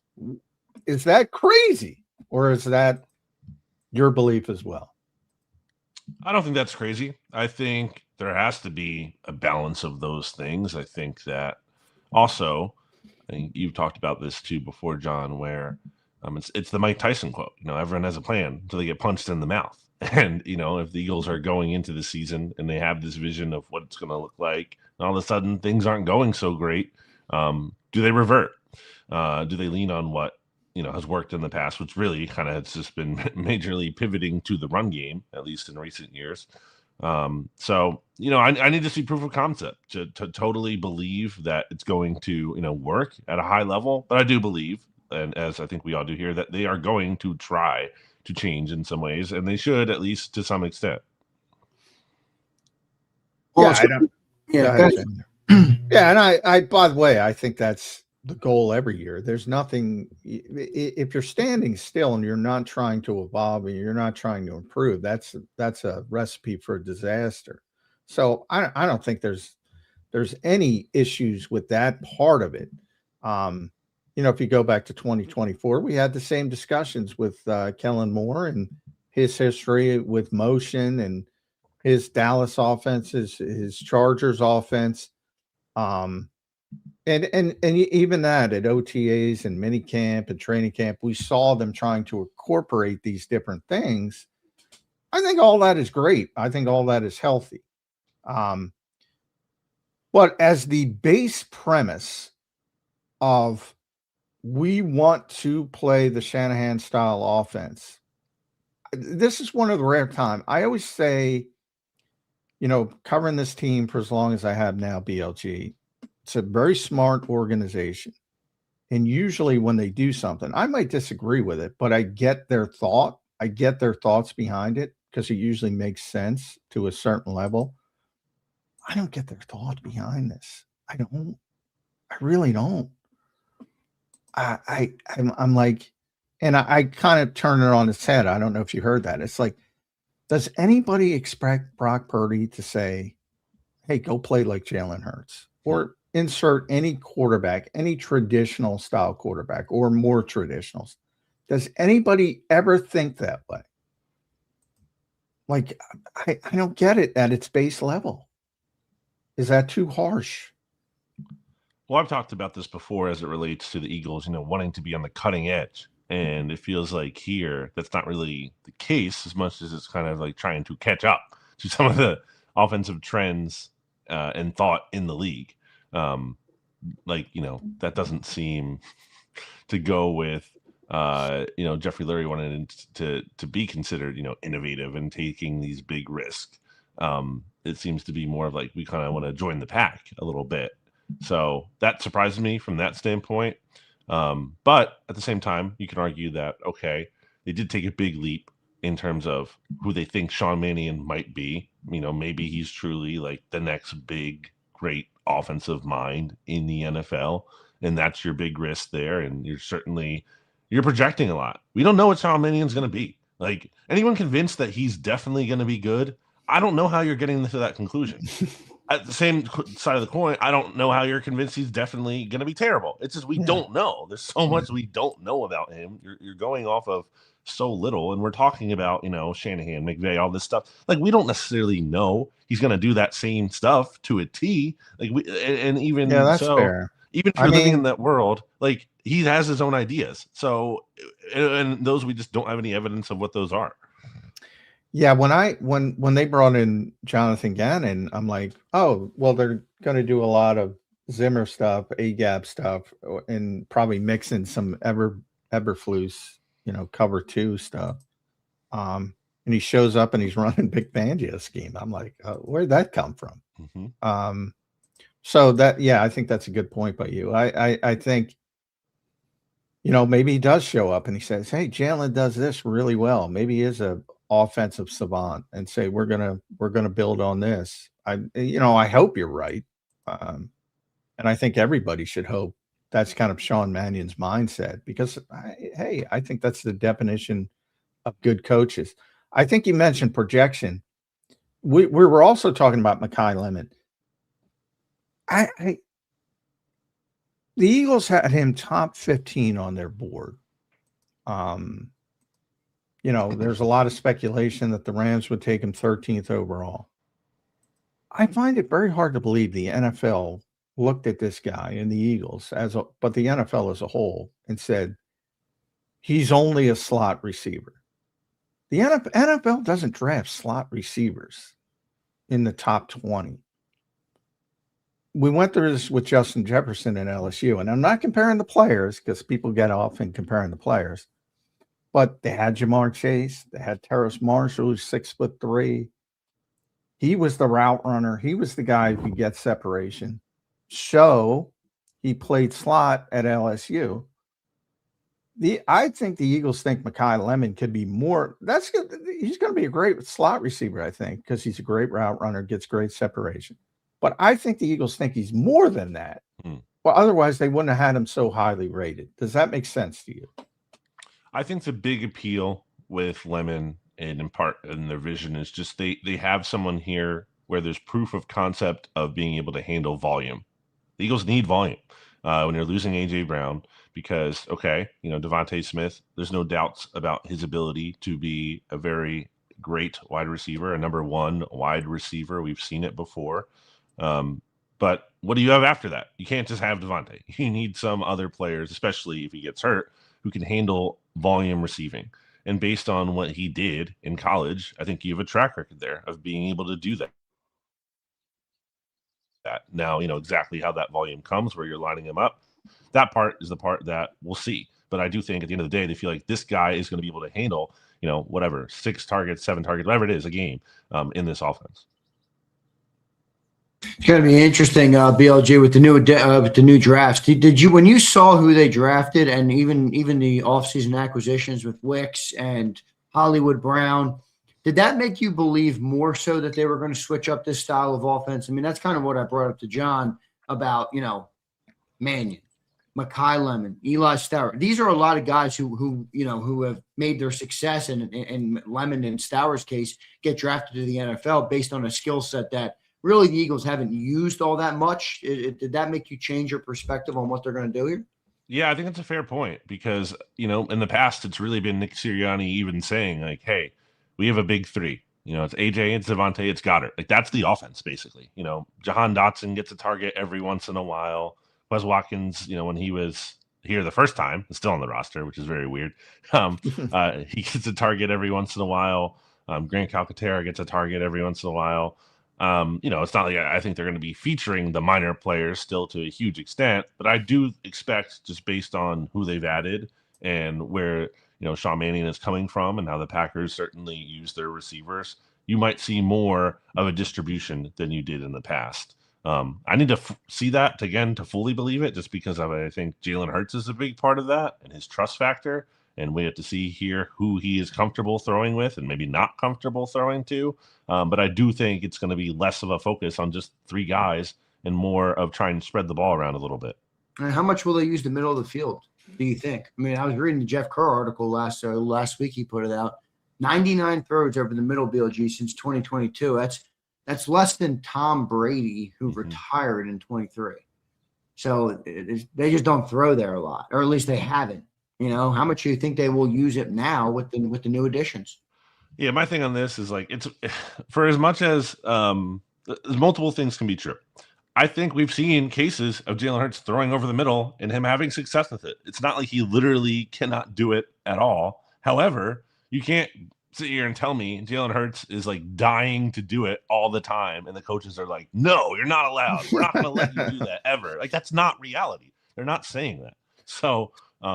Obviously, I think there is some level of deterrent and a big focus on turnover avoidance, which correlates to, avoiding the middle of the field. I don't think he has to go from where he's at to number one in the league. That's not what it's about. It's about maybe just bringing that number up a little bit more, so you're not totally just avoiding that, and teams have to respect it more. Right. I think you're trying to just move it in a direction where you're doing it more often, but not necessarily leading the league in. I think it'll help Saquon. I think it'll help everybody else. Well, I think contextually, because the numbers have been good when he throws it over the middle field, but he doesn't throw it over the middle field. So it is such a layered game. It's like, well, people when defensive coordinators game plan for the Eagles, the previous Eagles, they're not worried about the middle of the field because they never throw it there. So it makes sense that the numbers are pretty good from a passer rating standpoint.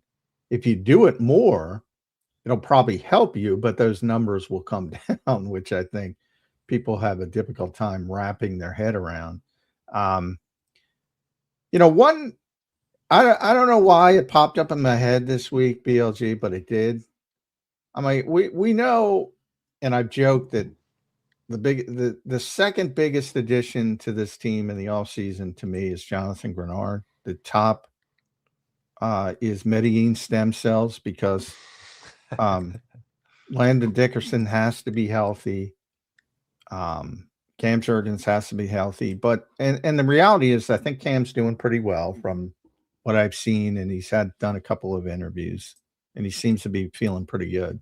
I don't get that same feel from Landon Dickerson. Hopefully he turns back into the Pro Bowl player he was. Boy, they have no depth inside. I mean, no proven depth. I mean, they got a bunch of young guys, and they might develop, including, a rookie 6th-round pick and Micah Morris. But you're talking about there's no more Brett Toth. You're talking about Drew Kendall, who's center-centric. Willie Lampkin, who's can play center guard, but very undersized. Jake Majors is a college center. And that's it. Am I missing somebody? I mean, you can move Miles Hinton inside. You can move Cameron Williams. I guess it would be Miles Hinton before Cameron Williams, even Holland Pierce. But again, there's no experience.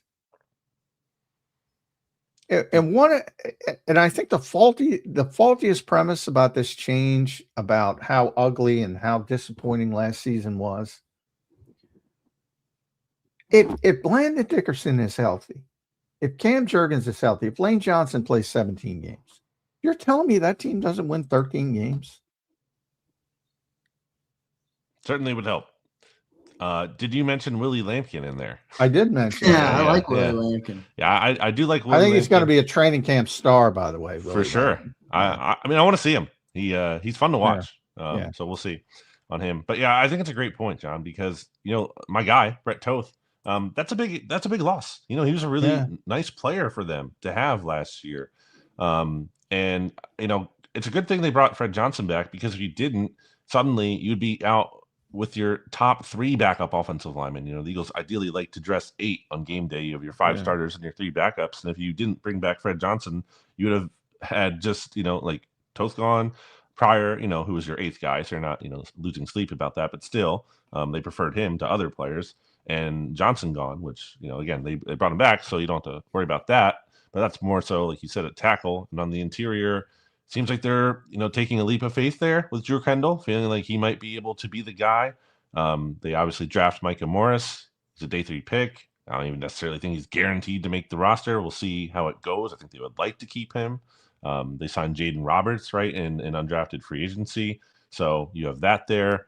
It's possible something good shakes out from these guys, but whereas last year, you had a veteran in Brett Toth, now you're just kind of hoping that these younger guys pan out. BLG, going to be interesting. I want to talk. Well, we'll get to the defense. I got some questions on the defense for you, BLG. I want to ask you real quick here on offense. How much do you see Eli Stowers getting on the field this year? If you look at like 12 personnel, I don't know that him and Goddard are the right combination of tight ends to be on the field in 12 personnel. I don't know if you disagree with that. If you do, feel free to tell me. How do you see him getting on the field, and kind of what do you see that looking like this year? It's a great question. Vanderbilt, didn't have him on the field like all the time. He was kind of a part-time player for them. And that's kind of what made me question, I think there's upside here. I see the ceiling of what the Eagles are shooting for with Eli Stowers, but I do wonder how that's going to look in terms of his actual role in the short term here. I don't know, because they're going to play him. He's a second round pick. He's not going to not play, but I don't think he's just going to be out there all the time. His blocking is clearly something that I don't even know. People talk about, watching him and his blocking not just being a weakness, but like kind of being like a non-starter, like kind of like not even being at a baseline level, which is a big concern. So, we'll see how he does with that. Maybe he improves. He's learning the position still to some extent, being a former quarterback. But yeah, I don't know. I don't feel confident that he's going to be out there a ton. I feel like he's going to have a smaller role. Yeah, same here. That's what I believe. I think, Johnny Munt's got to be, in there with either of them. And then it's like he sort of becomes the third. Like, I think everybody assumes, well, Dallas is tight end 1. Now Eli Stowers is 2. Johnny Munt is 3. And probably Grant Calcaterra's on the outs. But I think it's Munt is 2 because he has to play with both of them. If you want to play 12 to bring that, and think about the change in the running game. I mean, you need a tight end who can set the edge for the stretch running game. I think that makes Johnny Munt even more important. So I don't know how much you're going to see Goddard and Stowers on the field together. I don't think that's going to happen too often. I think that's more of a 2027 pick. And hopefully you get him a year behind the scenes developmental program, get him in the weight room, get him in. He's got the frame to, add weight and strength and all that. So I think, potentially this could be a big time pick, but I think it's going to be slow moving potential big time pick, but we'll see how that stretches out. The front office, BLG, finally kept a couple guys. Big Tom with the longest title in the history of the world, and John Ferrari, who I feel like gets lost in the shuffle.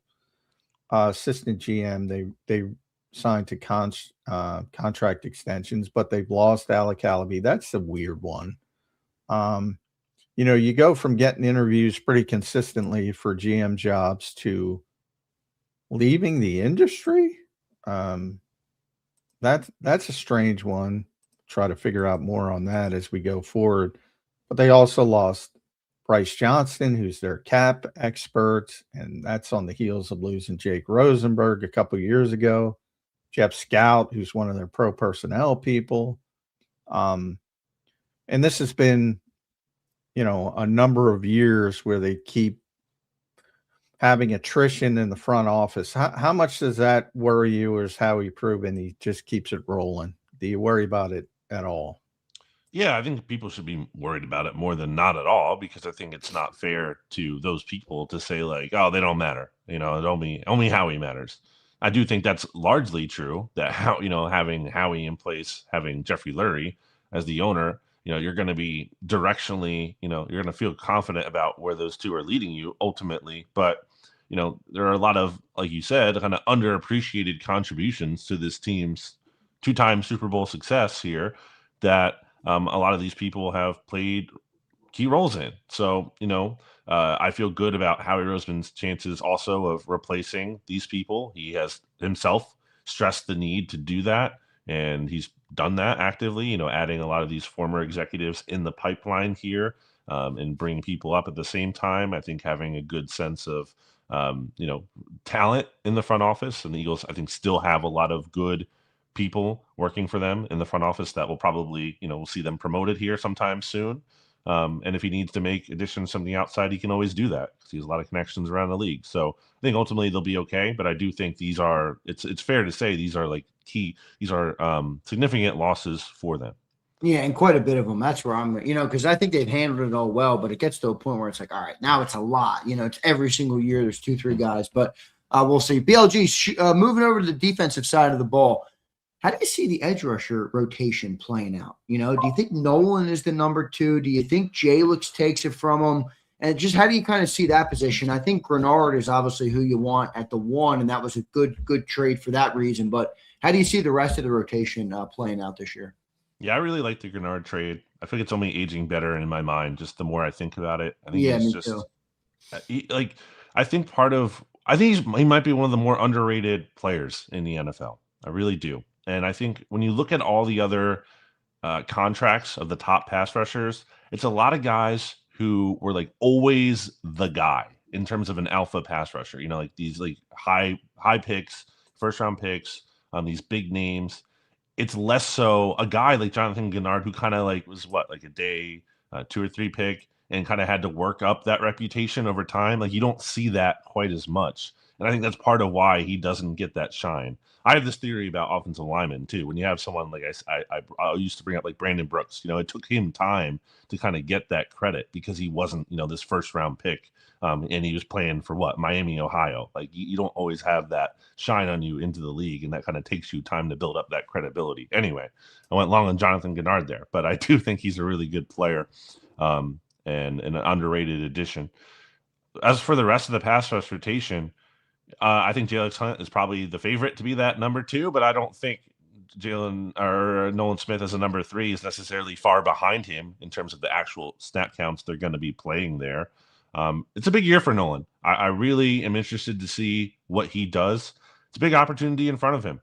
I thought and I think inarguably he was excellent at the end of the 2024 season. Like he was a huge part. They won the Super Bowl. He was really great in that. Yeah. Like, Oh yeah. really since that early bye, really in that season in 2024, and it looked like he was going to make a massive leap.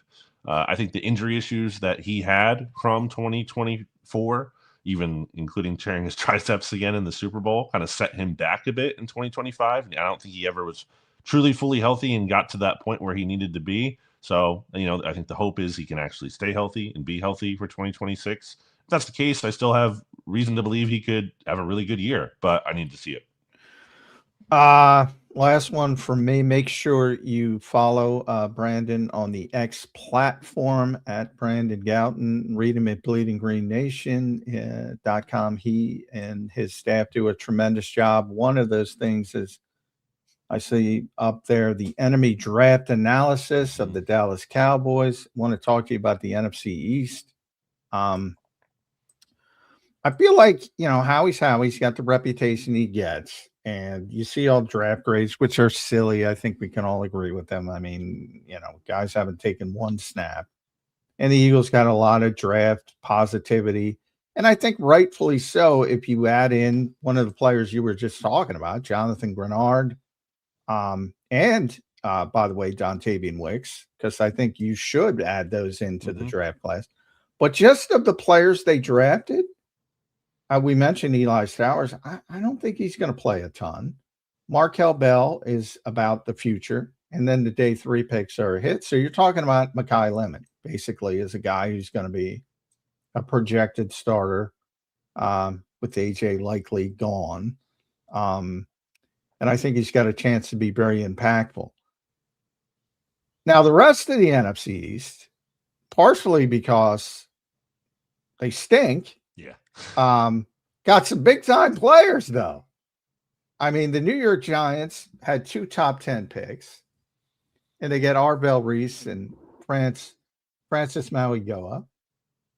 Colton Hood, a lot of people had him as a potential first round pick. They got him early in the second round. Malachi Fields, I'm not a big fan. I don't think he can get separation, but some people rated him very highly. Dallas, I think, got the best defensive player in the draft in my mind, in Caleb Downs. I think Malachi Lawrence is a little bit of a reach at whatever they took him at 23. But, you know, Caleb Downs, I think, was the second best player in the draft. I think I had Jeremiah Love 1, Caleb Downs 2. So to me, that's a big addition. And I know one of our draft guys, Ian Cummings, loved Sonny Styles and had him as his number 1 player. And the Washington Commanders got him at number 7. Do you think the NFC East is getting better? Yeah, I do. Like you said, kind of nowhere to go but up based on last year. And that's what the NFL is all about. It's about pulling everyone to the middle. It's about making the good teams worse and making the bad teams better. Typically, how they want to make it in terms of parity and everything. So, I think the Cowboys are the team to watch in terms of threatening the Eagles as they try to three-peat as NFC East champions here. I still think that offense, assuming they don't trade George Pickens, is going to be really good. And I think that defense, I'm a big fan of Christian Parker. It's a shame the Eagles lost him to a division rival because I think he's a really bright guy. I think he's going to bring a lot of energy to that defense, which I think they need coming off such a terrible year. And the Cowboys front office has done their part to give him pieces to work with now here. I think even if that defense isn't, elite or anything, as long as it's average, you combine that with one of the top offenses in the NFL, and I think you have a team that is going to contend for the division title, and before they ultimately choke in the playoffs. But they're going to certainly push the Eagles there for the NFC East crown. Yep, I agree with you, man. Eagle fans don't like it when I say the Cowboys could be contending this year, but I agree with you, BLG. They had obviously a great offense, and we will see what they're able to do. BLG, thank you for doing it today, man. We appreciate it. Make sure everybody goes and follows BLG at Brandon Gowton. Read all his work at bleedinggreennation.com. Truly one of the best Eagle websites there is. BLG, thank you, brother. We'll talk to you again next week, hopefully. All right, man? Sounds good. See you guys. Thanks, man. man. There's BLG, Brandon Lee Gowton, joining us right here on Birds 365. Good show today, Johnny Mac. Two great guests.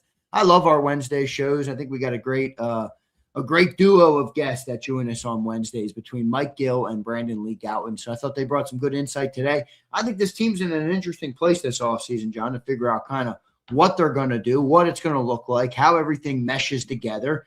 And I'm excited for how it will all play out, J-Mac. Yeah, I got a feeling we're not going to talk much defense. We're going to have to pigeonhole that in. We're going to have to make an effort because I think the defense is just locked in for the most part. They look going to be good, don't they? That defense. Yeah, it looks really good on paper. You're basically talking about one position, safety opposite Drew Makuba. Everything else, and then you can sort of, as you did, bandy back and forth. Is it going to be Hunt or Smith getting more snaps? BLG went Hunt. I think you go Hunt. I'm leaning towards Smith, barring injuries. I still think he's the better all-around player if he's healthy, but he's got to be healthy.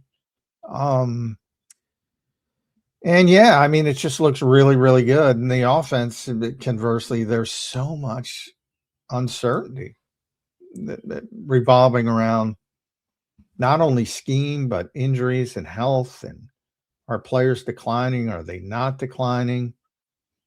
I think people have finally come to the realization that AJ's not going to be here. So we're talking about the team without him.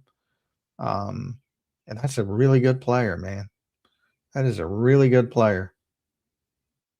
I feel like, in this early stages of divorce, I feel like he's taken some hits and there's going to be this downgrade of his impact on this team.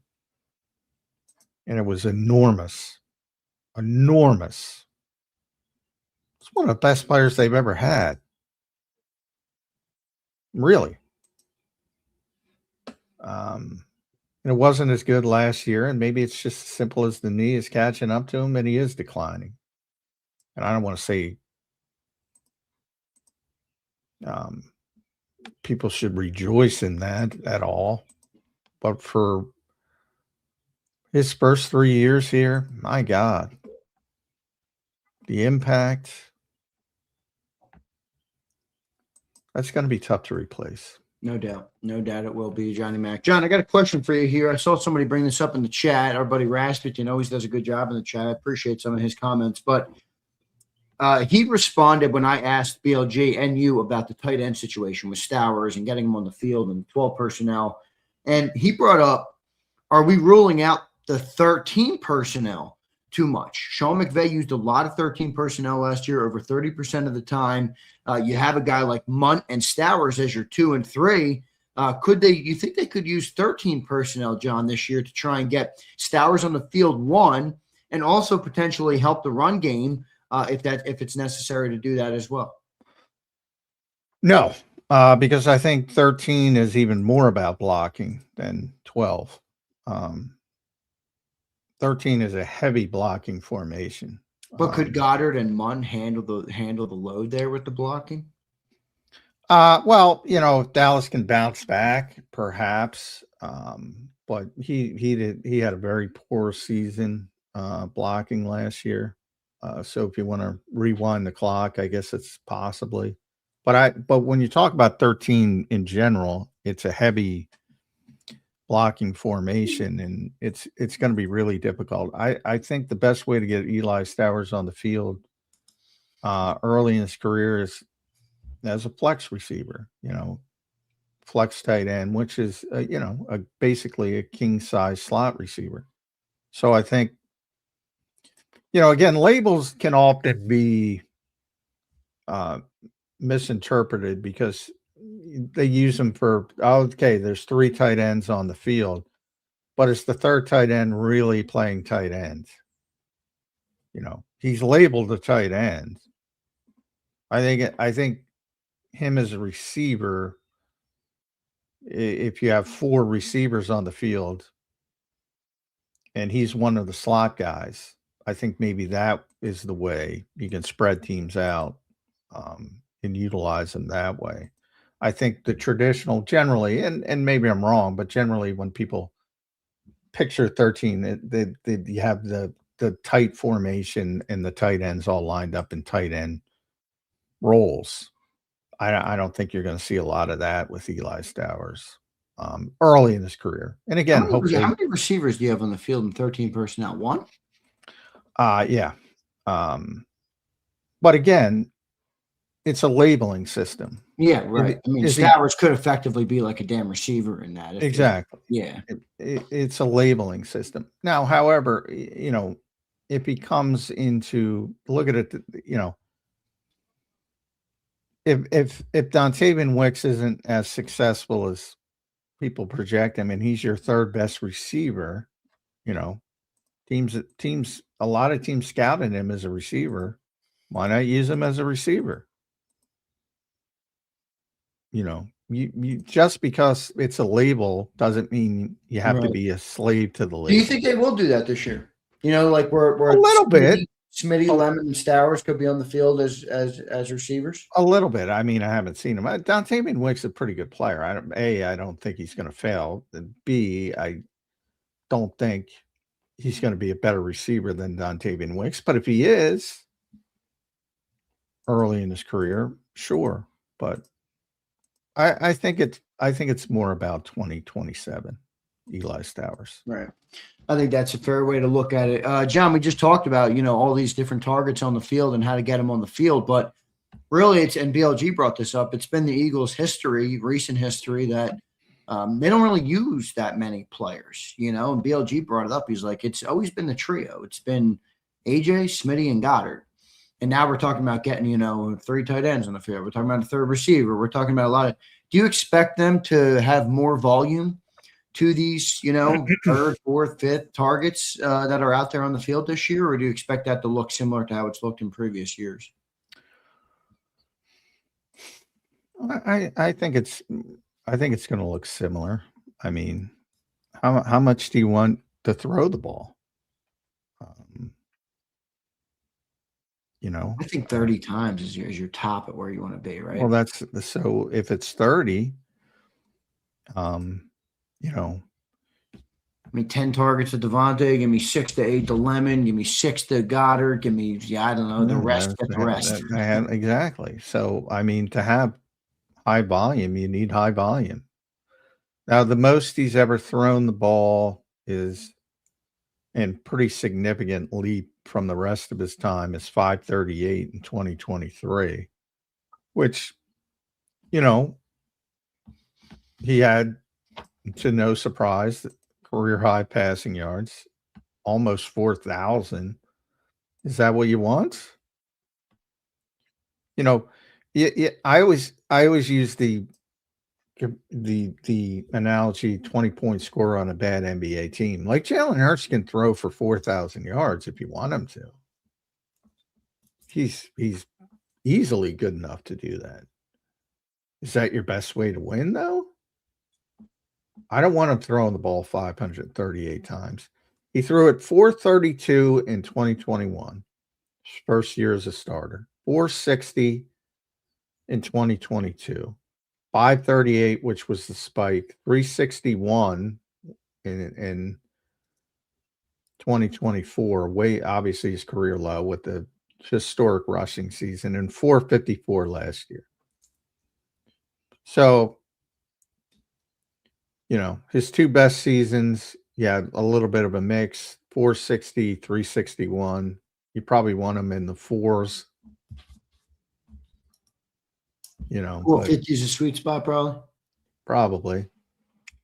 And, he's missed some games, so that factors into it, a handful of games. But I don't want him at 538, I'll tell you that.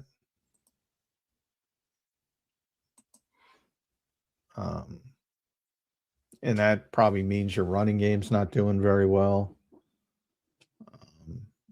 Well, when you started this, you know, John, one of your estimations was, it's about fixing the run game first. Yeah. Oh, I still think that. Yeah. But have their moves aligned with that? Not really, right? Well, no. Pass catchers. I mean, I still think their top target, and in fact, I know their top target was Caden Proctor. So I think perceptions are skewed by draft picks. They can't control. Yeah, right. That the Miami Dolphins took Caden Proctor, and if they had their pick of the litter, they wouldn't know. Yeah. They would have. They right. Yeah. Well, if they had their pick of the litter and they could pick anybody, they probably would have taken. I don't know who they would have had.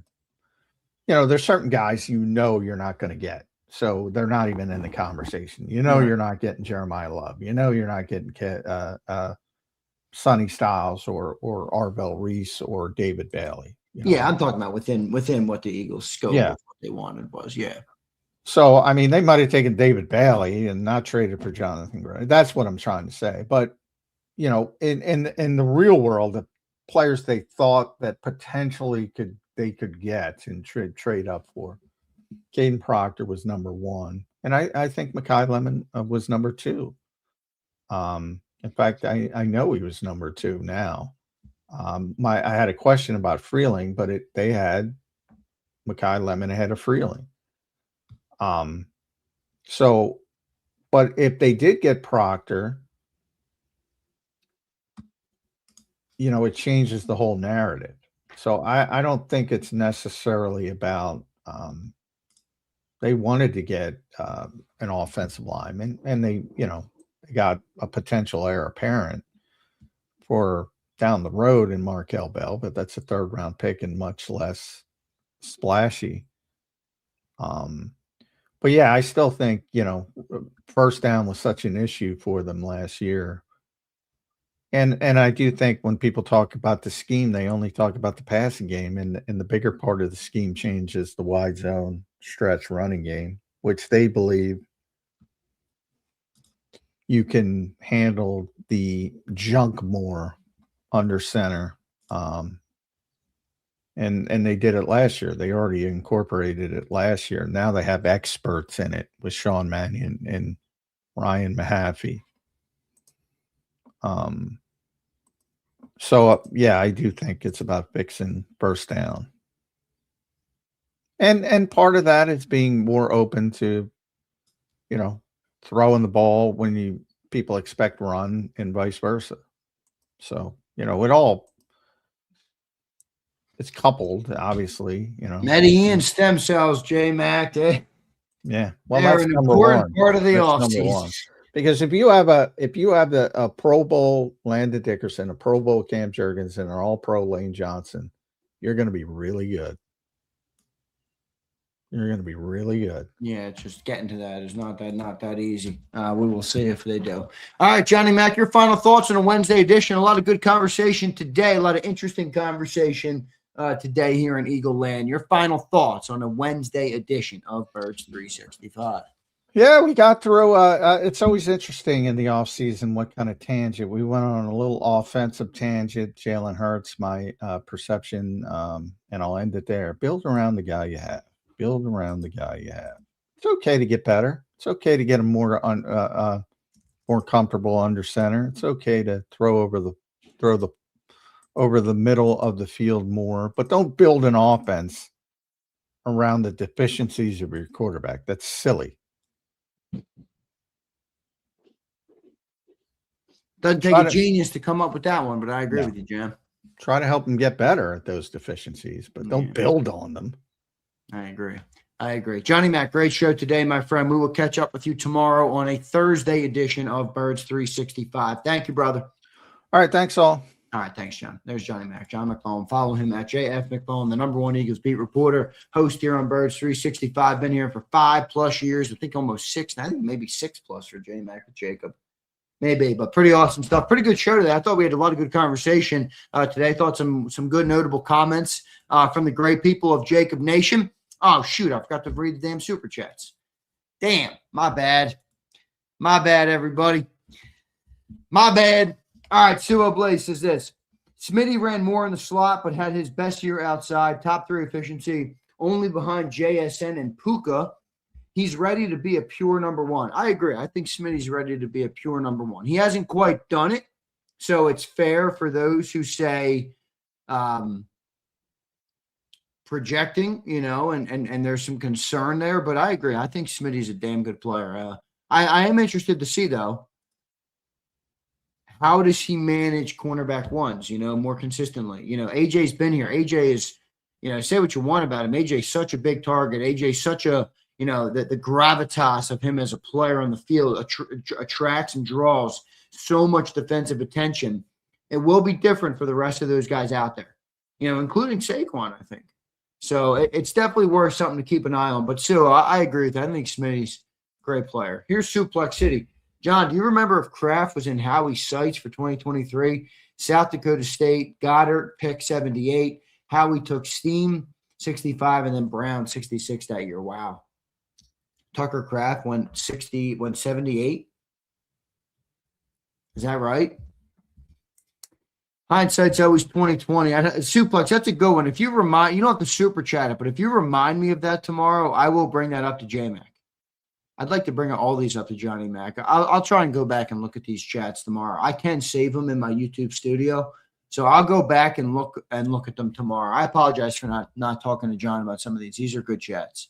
Here's Jerry. What's up, Jerry?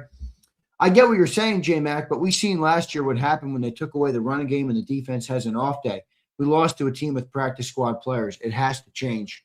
I agree, Jerry. I think what you're saying is 100% true, man. I do. Offense just has to be better. There's no doubt about it. And I think we all have different visions for what that should look like or what the right way to do that is. But at the end of the day, none of us are in charge. We just take it for what it is, respond to it, react to it, talk about it, and debate it. Here's Brando Shreds. What's up, Brando? I always love when Brando Shreds comments because I think his logo and his name is sweet. I don't know if that's his logo or not, but it's freaking cool at BW. He says this. Forget O-line struggles. Eagles would have won 13 games last season if they had an average kicker. I agree they shouldn't have changed the offense. Yeah. You want me to rage about some shit? It's them bringing back Jake Elliott like he's earned his spot back here. If it was 1 year, all right, I understand sticking with him. 2 years. It's 2 years. 2 years of bottom of the league kicking. I mean, what are we doing here? Saving what? $4 million, $5 million? I mean, they're about to shit a $45 million cap hit on AJ Brown. No, he wants out, but they won't take a $5 million hit on Jake Elliott. The dude accounts for 7 to 10 points a game. Jake Elliott's a stiff right now. I've been saying this all offseason. I don't know what the hell they're doing with Jake Elliott and why they're so hell-bent on keeping him as the kicker. But who knows, man? Who knows? Professor Brad, what's up, dude?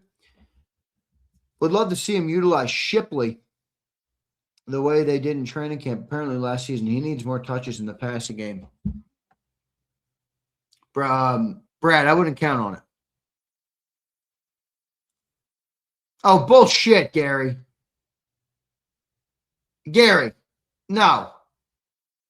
I don't even think you agree with that. What are you, a Jake fanboy? 2 years of bottom of the league. Dude, 2 straight seasons of bottom of the league kicking. 2 straight years. Bottom of the league kicking. How much more do we need to see? You want him to be 3 straight years bottom of the league kicking? Yeah, look, an Elliott night. That's my boy Gary. An Elliott-ite. Oh, that's funny. Come on, man. I'm not willing to hang on to that. He's going to get – are you talking about Elliott? Maybe he will. Who knows?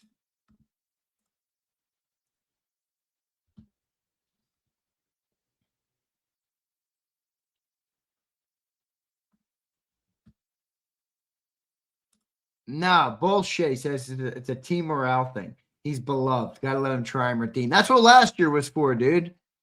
Last year was for redemption. And he shit the bed. He shit a brick. Jake Elliott shit a brick. I like Jake. I'm not going to be mad at him when he's gone or have negative thoughts toward him, but I just I wouldn't personally take a position that's good for potentially 7 to 10 points per game in the NFL, especially when you're talking about kickers kicking, 55, 60 yarders last year. I don't know, man. I mean, you can make an argument that these dudes, these kickers make more of an impact than, we're worried about wide receiver 3 and tight end 2 and 3 and, in some cases, even wide receiver 2. I mean, kickers are points for your team every single game. Can't say the same about Devontae or can't say the same about wide receiver 2. You hope they get points every game. You hope they account for a big part of the game every or a big part of it every game, but they don't. Kickers do. Kickers do. And Stiffy Elliott is not getting the job done right now. All right.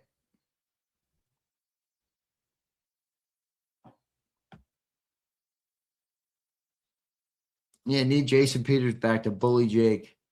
And don't let Gary roll in there to bully Jake. Friggin' Gary will roll in there with a little trophy. Fucking this dude Gary's got more patience for the kicker than anybody I've ever seen. Yeah, you know what? You want to be bottom of the league another year? Yeah, we love you. Thank you for all you've done. Come on, Gary! Fleming says, bro, at the Super Bowl, the entire crowd held their breath when Missy Elliott was pooch kicking. Original says, can you imagine what the post-retirement A.J. Brown doc will be like, especially if he doesn't make an impact on a new team? Maybe. I mean, if I was a documentary maker, I wouldn't be ponying up money to make a doc on A.J. Brown. I mean, I don't think he's that interesting. Is he? You think he's that? There's a far more interesting player to make a documentary on in Philadelphia, and it's not A.J. Brown.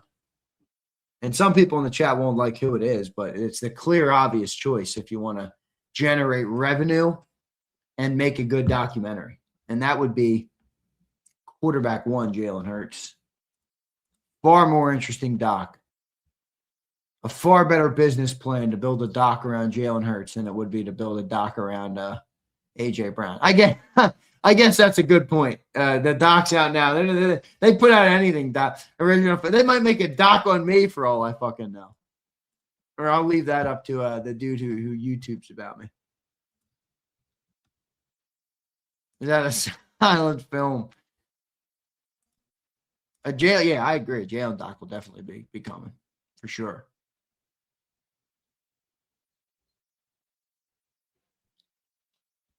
So we'll see what happens, as they say, or as I say. All right.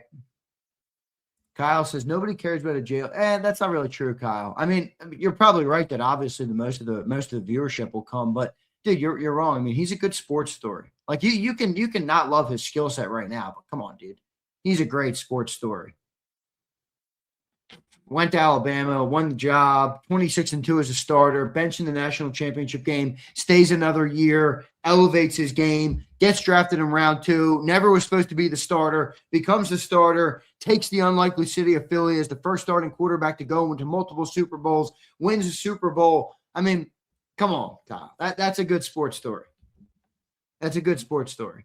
Yeah, but it's not about love or hate. Sometimes polarization is a good thing for a documentary. It's not just about being 100% beloved.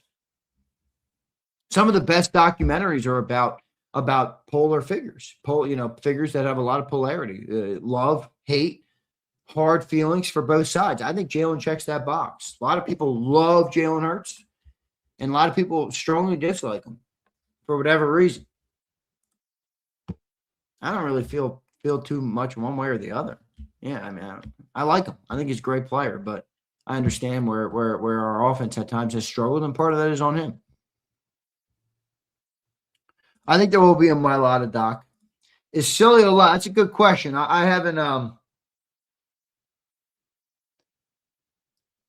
That's a good question. I don't know. I haven't talked to him that. He says, I'm going to say the Corona King having laryngitis and leaving early on Cinco de Mayo is convenient. Well, I'll say this about Sills. I don't know. I don't know if he'll be back today or not, but that didn't sound like allergies to me. That sounded like strained vocals. I talk here for a living. My dad's been talking for a living for a long time. That's why we keep throat coat in the house. It's strained vocal cords happen, and Cilio does our show now. He's got the morning show in Tampa. He's got the weekend show now with Sports Grid. He's nonstop doing shows. So I think he's got strained vocals. Hopefully he rested him up.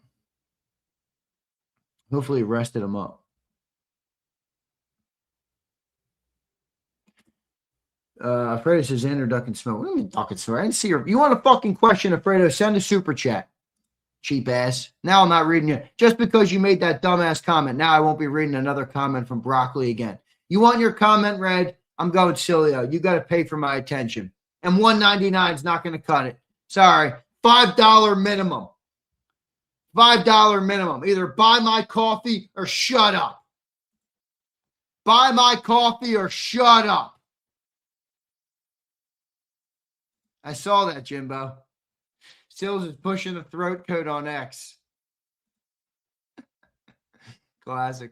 That's classic. I do keep that stuff stocked. I do.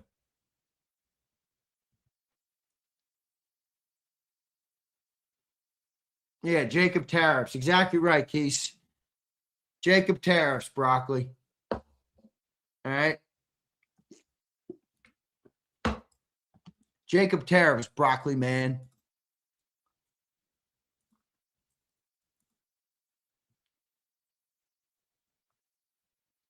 When he's yelling at Eagles fans, he seems fine. Who, Sills? Yeah, well, he struggled even with that yesterday.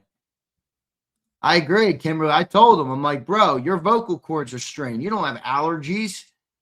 That's not allergy. When you can't talk like that, that's not allergies. Even my vocals, you can hear my vocals are a little strained right now. This is from the draft. I still haven't recovered.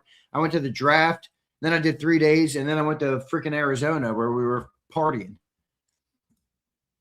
We were partying, we were driving, we were doing ATVs, we were doing everything. You name it. I was ripping it. Now here I am. Vocals are still a little strained. The only difference is Mama ain't raised no quitter. I'm just kidding, Sills. If Sills is listening, he's probably like, this motherfucker. This motherfucker. Now, he should be on the air. I don't know if he's on the fair. Fleming says, just a shit on Fredo again. Go Birds. Yeah, Broccoli can. Yeah, agreed. I'll take a shit on Broccoli again. In fact, I might have just upped the super chat to $10 ever for Fredo. I'm too generous with you guys. You guys send $1.99, but it doesn't even buy me a pack of fucking Skittles. Doesn't even get me a pack of Skittles. $1.99 super chats may not be read in the future. We might up the minimum to $5. $1.99 doesn't even buy me a pack of Mentos. I can't even chew a pack of gum. I can't even re-up my Altoids. I can't even re-up on my Altoids for $1.99. And you want me to dedicate a segment of the program to you? You want me to dedicate a segment to you? For a measly $1.99? You gotta be kidding me. You gotta be kidding me. Secunda wants you to share them. Oh, man, that's funny as shit. What is this? What is this peasantry, Eduardo? $1.99 for that one green Skittle. If you're going sour, that's all right. Jerry says, right, Zander, trolling MFers in the chat, posting the same shit over and over all show every day, especially on Sill Show. Yeah, we got a lot of those guys. We got a lot of those guys.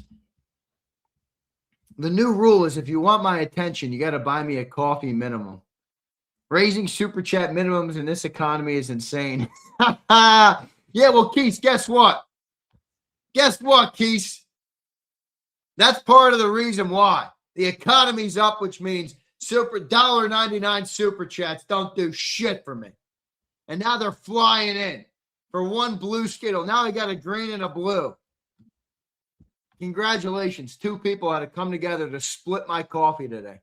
They had to Venmo each other. You know, yeah, it's like the dude, you know, you're at when you know it's the worst when you're like out and you pick up somebody's meal. It's like a $20 meal. And they're like, hey, what's the exact number on the bill so that I can send my cut? It's like, bro, either I pick up the check or you pick up the check. I'm not fucking Venmoing you $18.34. All right? If you got it, let me know. If not, I'll handle it. I don't need an $18 Venmo. I mean, this is a load of shit. Nothing worse than that.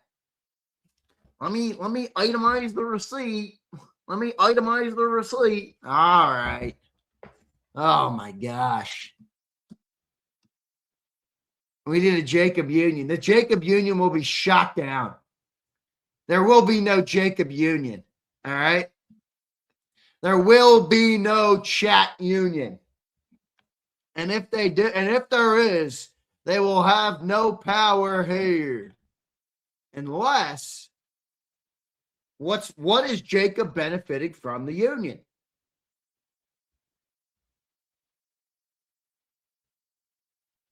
All right. Twizzler. Note to self, don't ever see it, Keith. It's actually never been that way. My life has always been, I'm the one who takes the card out. You know, Keith, you know what you are? Keith, I'll tell you what you are. I'll tell you what you are. You're out to eat. You're out to eat at the big steakhouse. Ready? You're out to eat at the big steak. We're eating $80, filet mignons. We're getting ribeyes. We're getting bone on, porterhouses. We're drinking $30 cups of wine. And the check comes, and Keith's got the alligator arms. Keith has the alligator arm. Can't reach the wallet. He takes the trip to the bathroom. God, he sees the waitress coming from a mile away. Yeah, guys, I gotta take a leak. I'll be right back. All right, I'll be right back. Oh, he trots to the bathroom as the check hits the table. The alligator arms, Keith. Nobody's worse than the alligator arms at the table, man. The alligator arms at the table. Oh, it's iconic. I've seen it too many times. With me, you ready? You whip out the Amex. Take the card. Run it up, baby. Run it up. Then I got to come on here and get some super chats from broccoli Alfredo sauce. Here's Keith. Sorry, guys. I think I might have left my wallet at home. Oh, shoot. I think I left my wallet in the Uber. Oh, no. I left my wallet in the Uber. Oh, man. Everybody knows someone like that, Keith. I'm sad to learn it was you, my boy. I'm sad to learn it's you, my boy. Here's Jerry. Oh, look at this. I had an IROC Z with an LT1 vet engine, 550 horses, hood scoop. The back was all fiberglass with a huge spoiler. It looked like a Matchbox car. That is sick, Jerry. That is sick. I love those little IROC Zs. What are they? Camaros, right? Oh, dude, that's freaking sweet looking. And you dropped an LT1 in this sucker? No, did you put an LT1? No, it came with an LT1. Yeah. Angela said, I go to the bar to order drinks and my friends go to the bathroom. Can you pick me up one? I don't want to wait in the line. Yeah, I got you back. Classic. Crocodile case.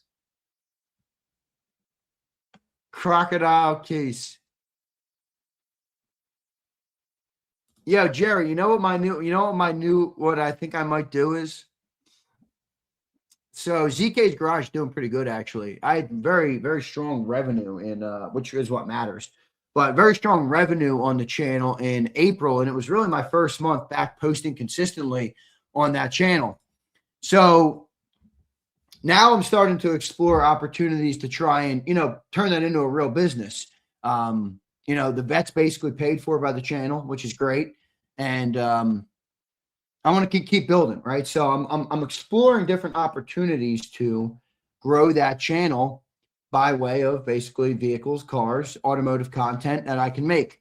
So I was thinking of, part of me was thinking, I want to buy an older car and do that for the first time. It'd be cool to document building an old car for the first time, rebuilding it. It's not something I've ever done in my life. So you can almost have content of like going from dummy to doing it, learning everything, acquiring the tools, everything like that, acquiring all the parts, purchasing. Everything is content. Like, think about that. Everything would be content. But what I'm now thinking about doing, and I said this yesterday to my guy Angelo in the chat, who's got the 427 CS right there, is I'm looking at the Factory 5s. So if you look up Factory 5, obviously one of the most iconic cars ever made is the Cobra, Shelby Cobra. They're $1 million a pop now. You're not getting a Cobra for $1 million or for under $1 million probably. So Factory 5 gives you, I don't want to call it a kit car because I don't think that does it justice, but Factory 5, you can order basically and build your own replica Cobra.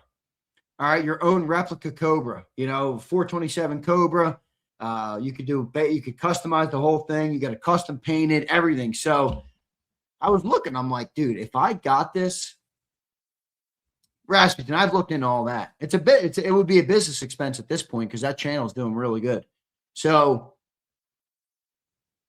if I built that, how much content could I make with that thing? And then once it's built, how much content can I make with a built Cobra? What's the upside? What's the growth, potential of a car like that? Obviously has a large viewership, a large fan base, if you will. So I was looking at a Factory 5. Probably the MK4, probably the Mark IV. Yeah, I've been looking at lifts. I could do like a Quick Jacks too, like $2,000. Quick Jacks would be cool.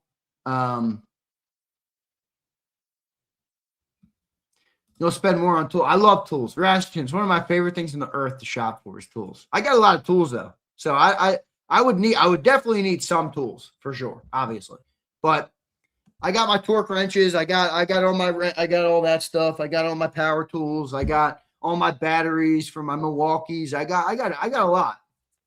So I don't need like everything, but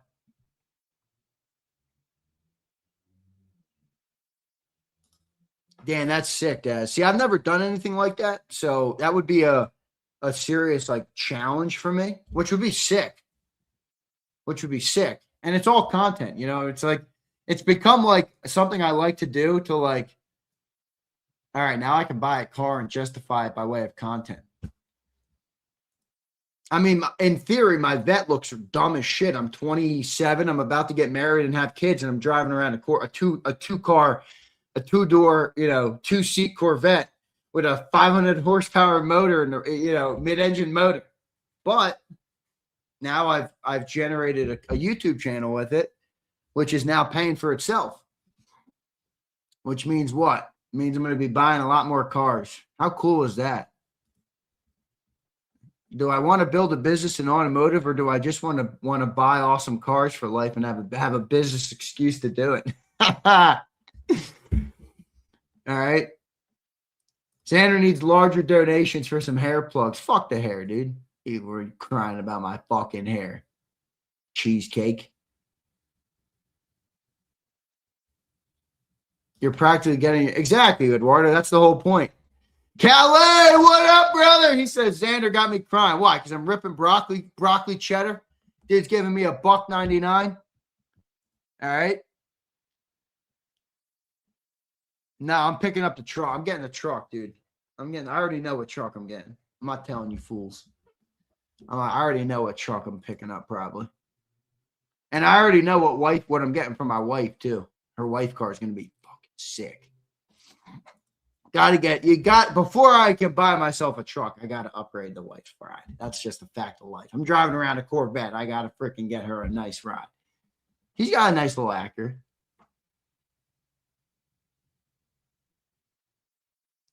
Yeah, Angela, I've been looking into this. What are the other companies? I was researching it. I was watching a bunch of YouTube on it and everything. What are the other ones? Because I'd be interested in looking at all of them. I haven't pulled the trigger or anything yet. Probably would more look to do that like July or August, maybe.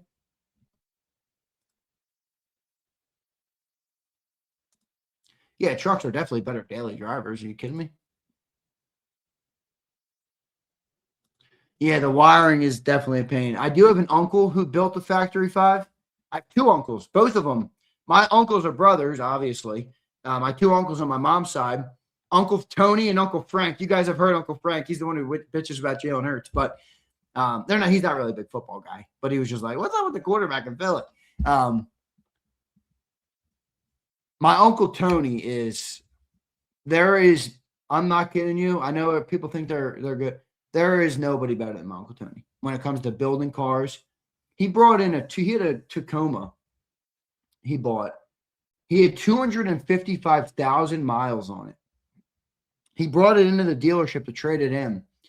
The guy said, I have never in my life seen a used Tacoma in this good a condition. I can lick the door sills. It's so perfect with 255,000 miles. They gave him nearly 22 G's for it. That's how perfect it was. But he's that type of dude. He builds vets all the time. He builds, restores, and sells vets. He did like 3 Factory 5s. He did the Mark 5, the Mark 4. He loves doing like the C4, C5, C3 Corvettes. He's done a ton of those. He's a car guy and a hunter.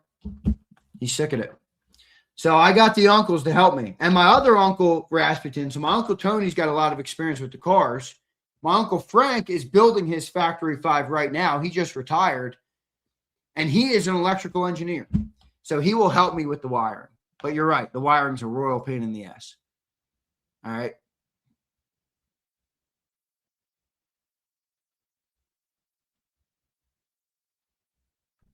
So pretty sick. All right, folks. Appreciate all you guys.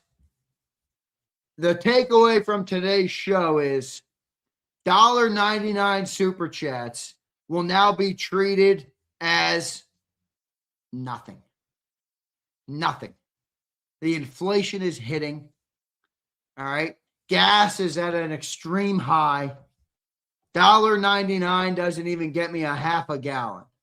Okay. Doesn't even get me a half a gallon. I have no idea. I got to text him. This motherfucker has an uncle for everything. What do you mean? I got like 2 uncles. I got 3 uncles, but I got a great relationship with 2 of them. Frank and Tony. My Uncle Frank is a fucking legend, and my Uncle Tony is a fucking legend. In fact, I already told my Uncle Tony, who's built multiple of them, and I said, I will pay your ass, all right, to live near me for a month or two, multiple maybe months, and help me start the build for my Factory 5 or whatever I end up doing. He's like, shit, yeah, I'll do that.